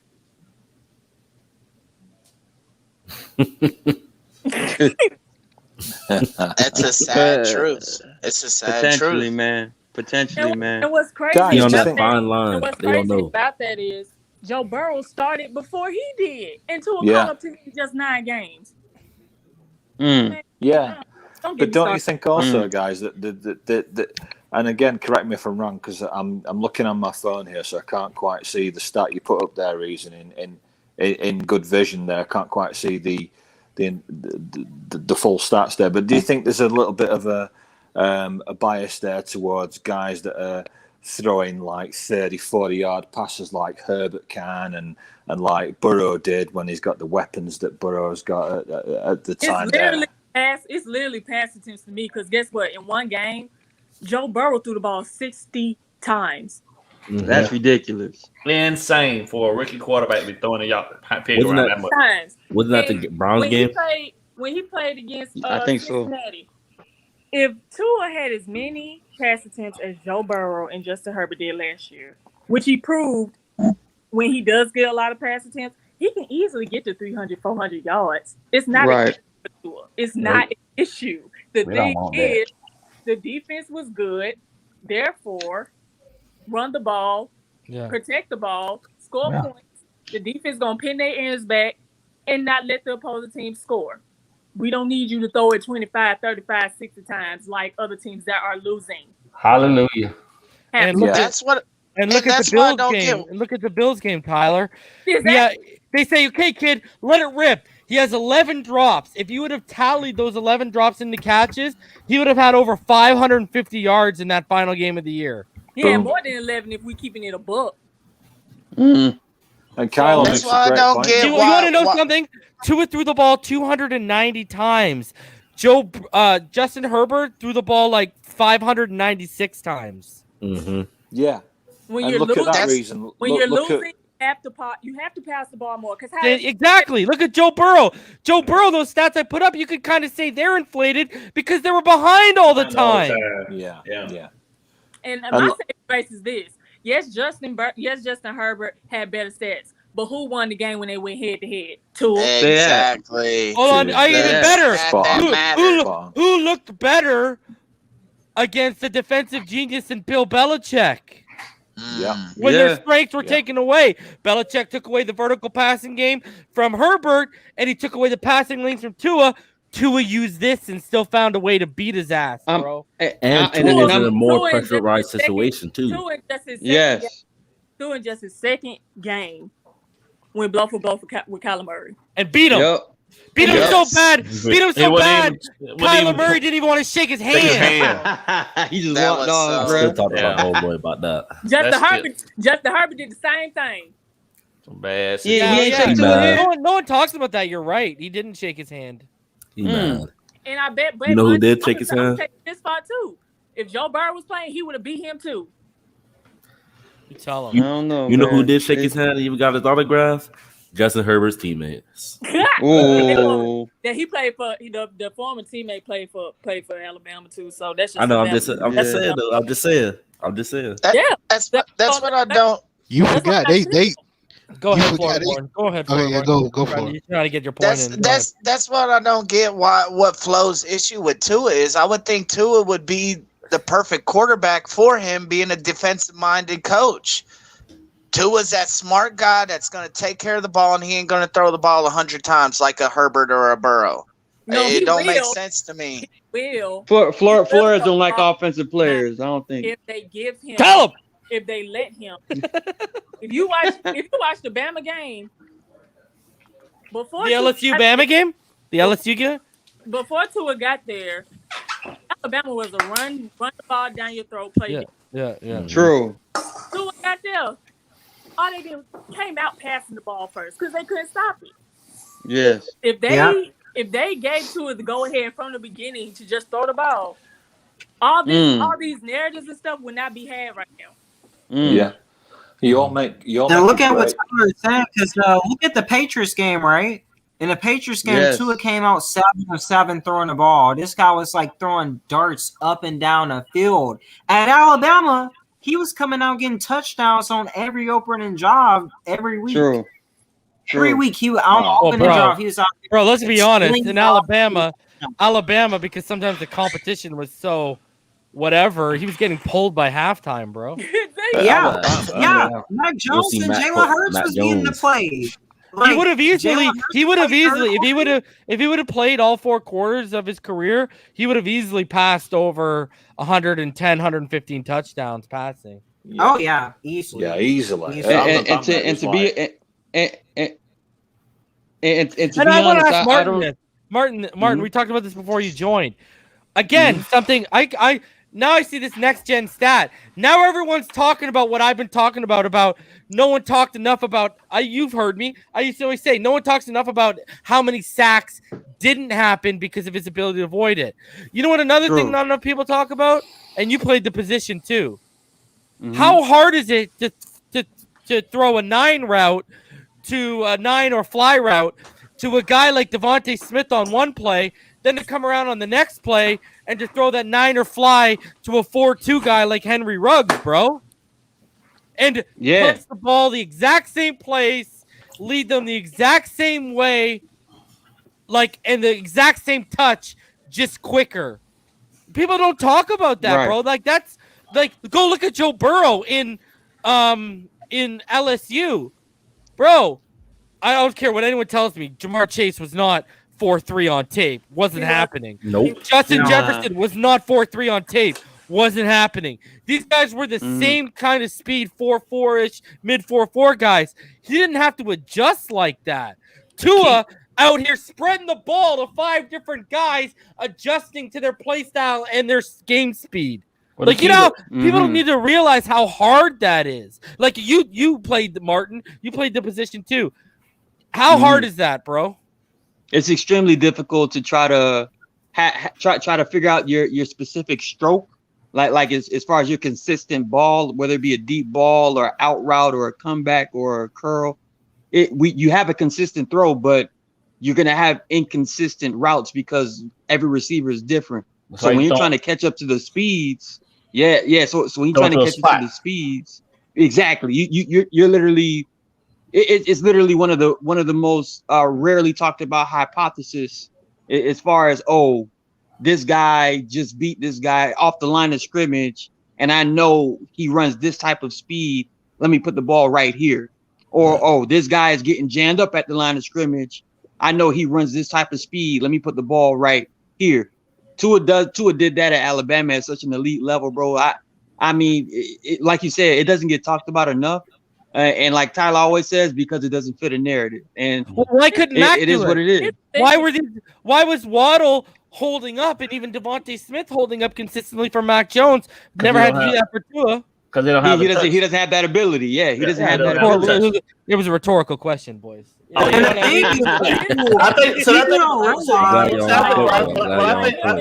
think. Hold on, one at a time. Go ahead, ballgame. I think people taking. They always want to see the deep ball, but they don't understand how difficult it is to actually complete the deep ball. That is a quarterback winding up, 7-step drop, looking for the wide receiver to be at a specific spot. He ain't throwing the ball to the receiver. He's throwing the ball to the spot. The receiver has to make it to that spot.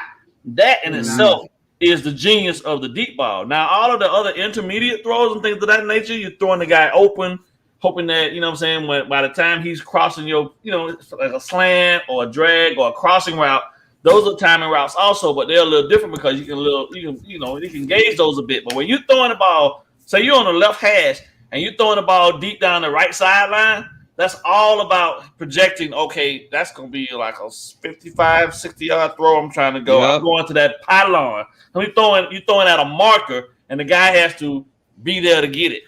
And that's hard. Hold on a sec. Hey, Chronic Hayes Gaming. A, suck my dick. B, kiss both cheeks on my ass. And C, you should listen to me because I know more than you.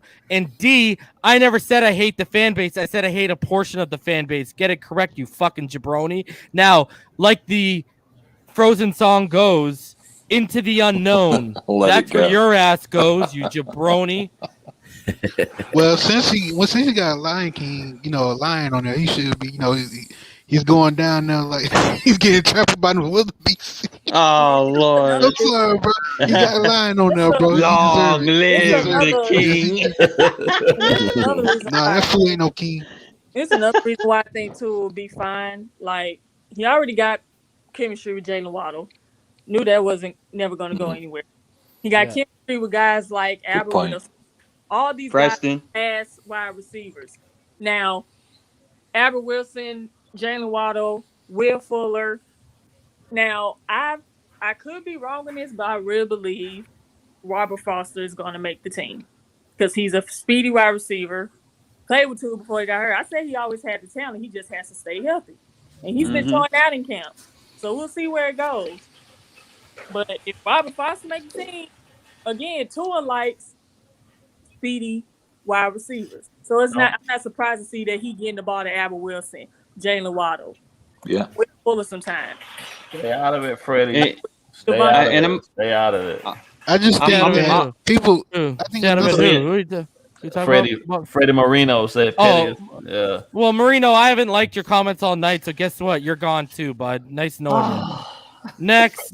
Into the unknown. People got to realize too that Tua did not have training camp or any OTAs and stuff to get any chemistry with these receivers in the first place. Exactly. Yeah. And you had to you basically telling him, hey, you better know you better have anticipation. You got to have all this chemistry going in the NFL against Aaron fucking Donald. You know what I'm saying? On the NFL level, bro, that's crazy. I know. Yeah. Tua is crazy. Tua's crazy. Like legit. These people literally think it's like Madden. They literally think it's like Madden. You just press X and then you just go to the damn receiver like that. Motherfucker, y'all some damn crazy. It ain't a game. I just want to say, hold on, one more thing. Freddie, 5 fingers. 5 fingers. Bye. All right. Anyways, keep going. No, but you make a really good point, guys. I mean, we've talked a lot about defense tonight, and we've talked a lot about how losing X could affect the Dolphins, and how the defense stepped up so much last season in playing their part so much in that 10-win season. But my question to you guys is, in the off season and before the new season kicks in, have we done enough to improve the offense and support Tua? So I don't know about running back. I need to look need to see how that's gonna flush out when the season starts. Wide receivers, yes, they did what they were supposed to do. They added Wilfred. You still got Devontae there. I believe was his most reliable pass catcher in my opinion. And now he has an off season to get with the guys and offensive line. Like, Enigma. That remains to be seen. So as of right now, because again, this is a new offensive system. So all those three things, offensive line and offensive coordinators, I'm just gonna wait when the season starts to see how. But wide Nah, receiver, you yes, you most gotta start evaluating everything with a fine tooth comb in the first preseason game. yeah. Don't even listen to any other reports coming out of camp, none of that type of stuff, because that's us against ourselves. If you're gonna go with anything early, there'll be that Atlanta's practice with Atlanta. Yeah. That you can start from there and then carry start the evaluations in each preseason game, because that's what they're gonna be doing all of the rotations to see which group actually works the best, because I doubt seriously that they'll even have this offensive line thing sorted out prior to the first game of the season. You know what I mean?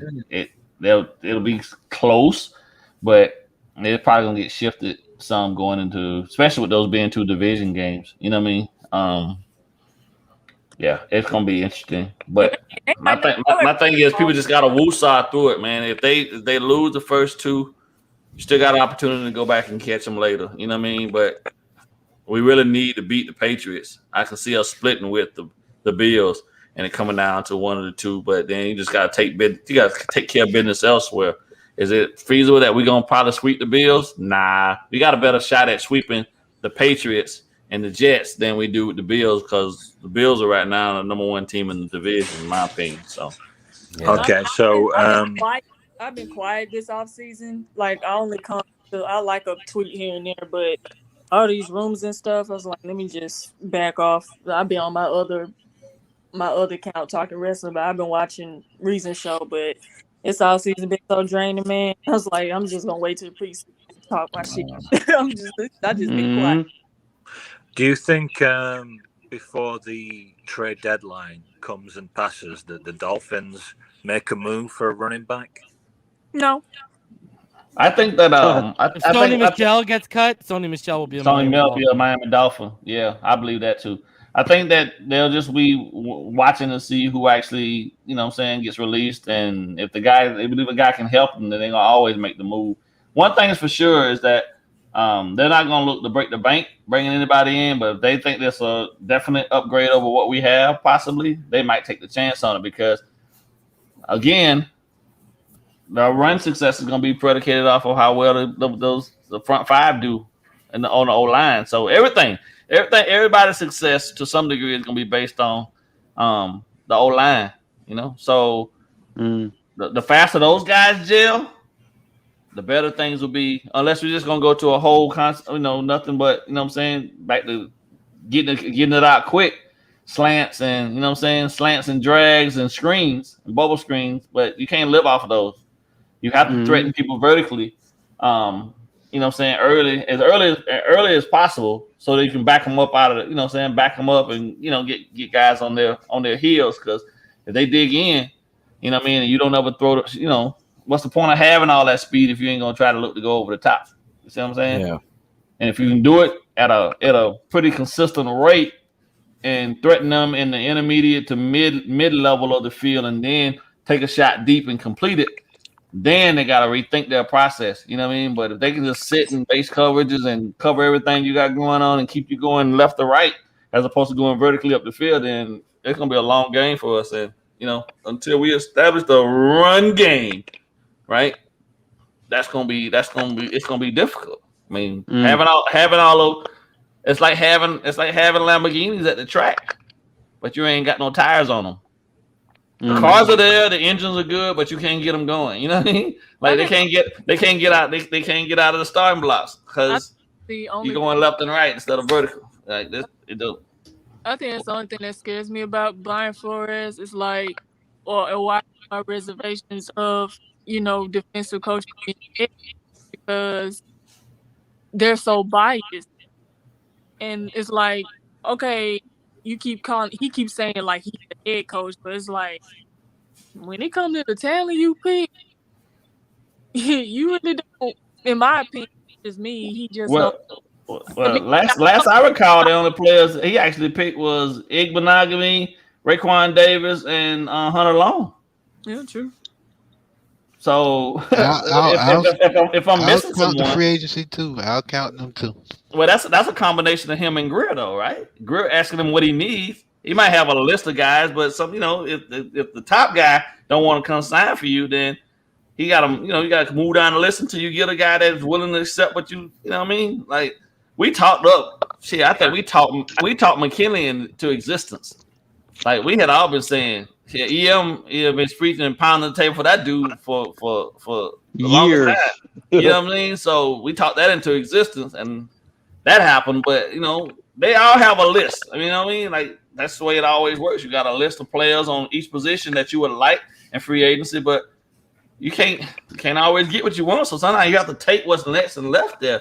And could they have spent the money elsewhere in free agency last year to secure the O-line? Possibly, yeah. But in the same sense, that thing they're going with, because if you got to remember, think about it. When Bill took over, and I hate going back to the history of the Patriots, but like when he took over in New England, right, those first couple of seasons with Bledsoe, they had a whole offensive line of nothing but young guys, right? Some of those guys some of them guys were 4th and 5th rounders that they just kept building and building with them until they were efficient enough to be able to do that job in that third season. Because in the 4th season of him being there is when they gelled enough to actually get them into the playoffs, and then the tuck rule and all that stuff happened, and then they went on to win the Super Bowl. You see what I'm saying? So it's a proven process that if you can allow the guys the time to mature in the league, they can become, most guys potentially can give you some type of return on your investment. But like, I just wish that was the same. I just wish that was the same type of patience for the quarterback position. Yeah, that's all. Like it just league wide is like, oh shit, okay, 2 years, that ain't enough. I ain't seen enough. Bam, and people forget that Kansas City team was 11-5 team before Patrick Mahomes took it over. You see what I'm saying? So they wasn't like they was 5-11 or 4-12. They was a legitimate team. They had a culture already. Even the Chargers team with Rivers, they were consistently going to the playoffs. Exactly. Exactly. And people don't take that. Some people don't take that in consideration to think like he stripped this thing down to Home Depot players. You know what I mean? Like there were guys on this roster that you look at it now, we don't even know where the hell they are. They was playing dice. They was playing dice in week 3, right? At some apartment complex. It was like, no. They were driving that forklift, putting those crates on top of those crates in that warehouse, and then Flores came and said, "You know what? I want you." Yeah, literally. Yep, the deep. Yep. You're right. The forklift. Fill the roster, bro. And then I don't know. I keep going back to this though. If he'd have won 8 games, man, we'd be in a better spot, I believe. I mean, but it is what it is. We won 10. We upgraded on both sides of the football. And honestly, I don't know why people like who criticize Tua don't use that New England Patriots game as kind of the benchmark of what this kid can really do when he's fully locked in, because that was a kind of winner go home moment, as far as staying alive for the playoffs. And the first couple of drives, Tua literally led us. Don't forget, 2 or 3. Bill did a masterful job of taking everything away from him and left him with nothing but his athleticism, and the kid found a way to win. If people can't see the brilliance in that, when Bill Belichick is going to go down in history as one of the greatest coaches ever. He stopped the K gun in the Super Bowl in 1990, bro. But don't forget, man, I would say his second game was impressive too against the Arizona Cardinals, because first of all, that's his first away game, and you're going all the way across the country to Arizona, bro. Kyler Murray again, bro. You had to answer every time. Every time Kyler Murray got the lead, he had to answer right back. I just found that very impressive too. Yeah. When you get punched, listen, when you take your first official NFL snap as a starter and you get punched in your shit by Brockers, and then you come back and you don't get rattled in that game and you win that starts. That should have showed him something. That told me everything I needed to know about where he was in terms of his mental ability to be in this game, bro, because he took that to the chin. You know what I mean? That could have broke him. I've seen a whole lot of quarterbacks. I've seen a whole lot of quarterbacks. But ball game. I'm just saying, Giovanni Carmazzi. As your first away game, you had to keep answering. You had to keep marching down the offense field. down that field and answer back. Man, I just found that very impressive. With subpar talent. With subpar talent. His margin of error in that Arizona game was very slim. Yeah. True. Yeah. And he responded. And it showed you what It's happened. my favorite game. It's my favorite game of the. It's my favorite game of the season to rewatch over and over again. So me too. And it showed you what happens when you have a competent offensive coordinator. Yep. Well, or an offensive coordinator that understands what his strengths are. What's his strengths are, right? Yeah, that's all that matters. Instead of constant, I ain't gonna do the Run old my man system. voice. I ain't gonna do the old man voice, but you know what I'm talking about. You know what I'm talking about. System. Yeah. You ain't doing it right, Martin. You ain't doing it right. Man, that Kansas City, I still watch that Kansas City game too, because I'm telling you, Kansas City was not trying to get that ball back to Tua because they knew. I think they knew we could do that ball back. They was blitzing him every chance they got. They was blitzing the hell out of him. Tua had a really good season, at that point, man. Our offensive line had proven that we couldn't really handle the pressure. True. So that's what you're supposed to do. You're supposed to send the pressure until the pipes burst. But look, flagellum, man, flagellum. Oh man, let's not put all on flagellum ball game. It was bad. He gave up the tug, but I mean, it was a lot happening, bro. Flagellum and the special teams when they gave up that darn return to Hardman. But ball game, remember we was up 10-0, and Tua threw that one pass in the red zone for Devontae Parker, that corner rally that he clearly dropped, right? That would have been 17-0, right? Yeah. If we're up 17-0 against the Chiefs, I can see us winning that game, bro. I think that would have played a part in how they would have approached the game. Then the Chiefs won. The Chiefs won by what? How many points they won by? Like 4 points. 6 points. It was 6, I believe. Was it? 6. Yeah, 4. What? It was 6 points because 6-4-3? it was 6 because if we would have got a touchdown, we would have won that game. That's why they went for it on 4th and 1. That's why they went for it on 4th down. They weren't trying to get to the ball back.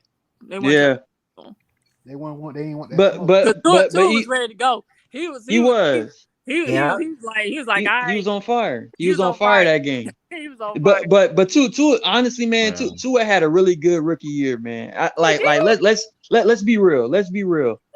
Tua had a good rookie season coming off a catastrophic hip injury. Now, what you talking about? What you talking about? He put up 30 touchdowns. You disaster. Oh, Lord. Disaster. What you mean? You're supposed to put up 30, Martin. And honestly, every fan that says Tua is not good because Justin Herbert was so great his rookie year, they're beyond casual and they shouldn't be watching football in the first place. All he did is stat pad. It didn't get him no win. That's it. That's it. That's exactly right. And you know how difficult it is to get wins in this league. It's easy to get stats in this league, by the way.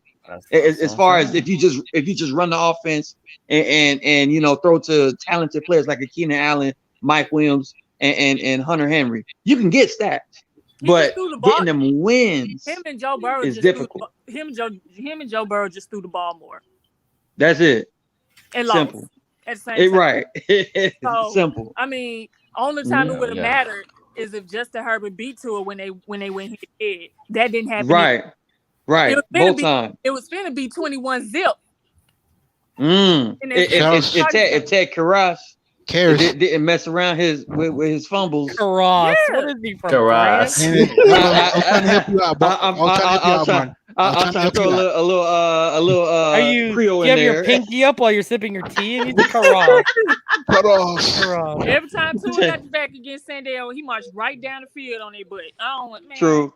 Y'all want to know something funny? We didn't say this before, but y'all see how people killed Tua for that Buffalo game first, losing about 30 points, right? But then they excused Deshaun Watson for being up 24-0 on Kansas City and losing about 30. Weird. They say, oh, he can't play defense too. I'm like, the defense helped them get that 24 lead. Right. Kansas City game, 2 fumbles. And I mean, he might not play defense, but I mean, if you lose by 30 points, you wouldn't play on offense either. So y'all can excuse Deshaun Watson for that in the playoffs, but y'all want to kill Tua for it. when It's he a did it bias. versus the Bills. That game should have been a lot closer because remember in the first quarter, Sanders missed a field goal too. Yeah. Oh You know what, but Josh, I think that And then we Deshaun gave Watson, up that during kickoff. I mean that punt return. Punt return, yeah. but yeah. you know what, to McKenzie. you know what, Josh, I just think Deshaun Watson was too distracted from that massage he got last Go time. get him, So Jerome. he wasn't focusing right. Oh Lord, man. Hey man, hey, you get distracted. I'm just trying to get a man some it is like that. The council culture won't stop me from taking it there. Hey man, hey, listen. I'm making a joke. Can't we just laugh? We can't laugh. Oh no, We could. that's the great thing. I'm just Thing, saying. like when you look at some of the last good comedians we have, they said I'm not gonna let cancel culture stop me from doing what I've been doing before, you know. So true. It's scaring some of them off though. It is. It is. I'm telling you, if we're about to hit 4 hours. I gotta end this. I gotta get something to eat here. 12:30 up in this bitch. Come on. I start at 8:30. God damn. Man. All right. Let's get some final thoughts. Martin, let's get your final thoughts, bro. Yes, sir. Reason came on a little Tell us late, a little but bit more about Ted Karras. Yeah, Ted Karras ruined our momentum. He ruined our momentum. We were supposed to go 21-0. Let me ask you this: is Matt Skura a upgrade over Matthew Skura will be a better center. But honestly, man, we've done extremely well as far as how we built the team. What we've been trying to do as far as keeping the team together. It's difficult to hear certain things like how you're saying with Flores or the front office or even with players. But at the end of the day, man, we've gotten better on both sides of the football, like I keep reiterating. And now it's really up to us to take on that role of let's be mature, let's be leaders, and let's build the camaraderie, man. Let's build the camaraderie and let's do this like a team should. Let's grow as a team. And I hope we find a culture.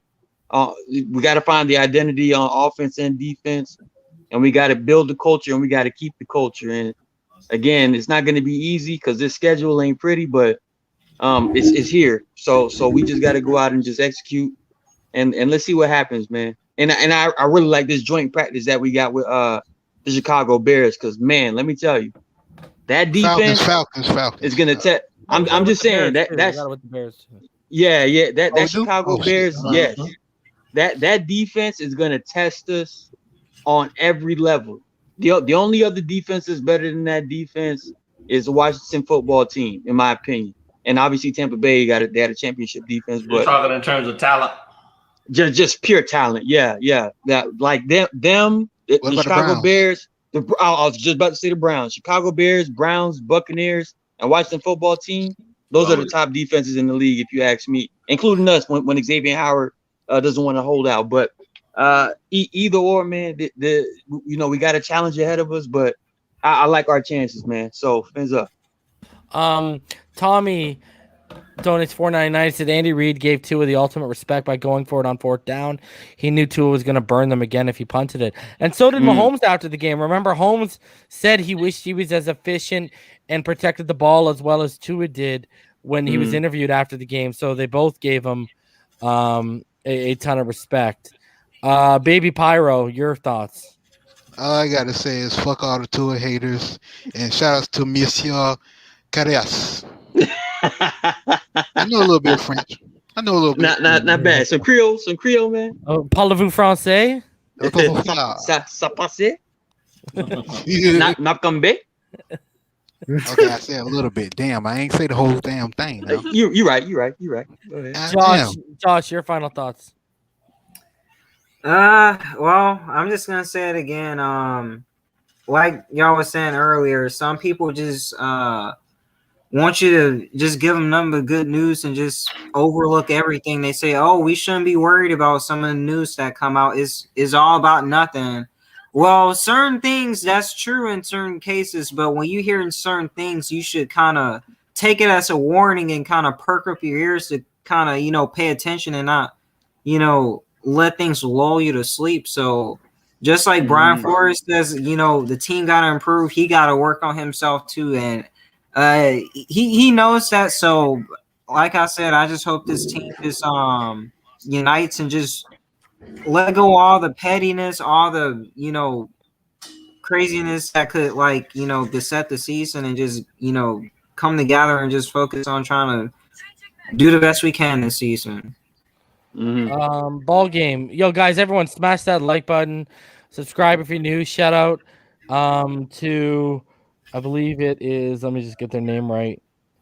Shout out to Homestar My 6 for being the new Patreon for Phinside the NFL. Again, smash that subscribe button if you want to join.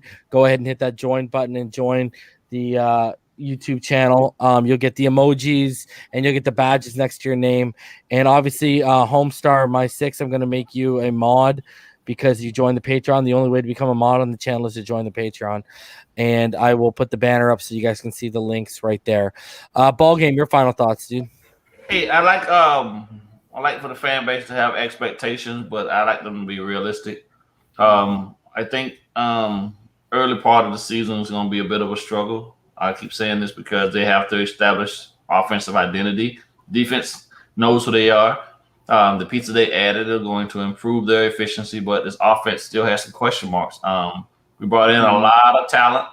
We just got to figure out how to properly deploy it so that it's optimal and overly effective. And I'm hopeful.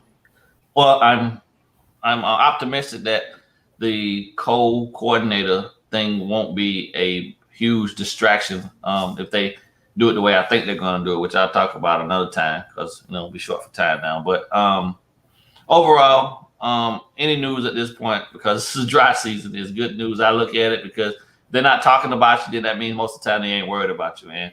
As long as the league has the Dolphins' name in their mouth, then that means that true relevancy for us is around the corner. So as long as they go out and do what they're supposed to do. It's not easy to win in the NFL, but I believe we're headed in the right direction.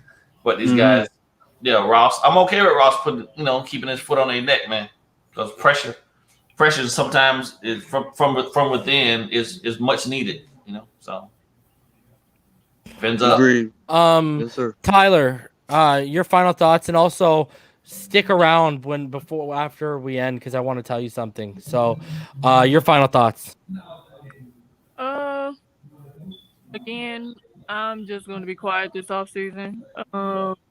It's just wait till the season start. If something happens, whether that's through a trade, whatever it is, what it is. I know Tua is going to be okay because again, he didn't have an offseason so I'm expecting a jump from him.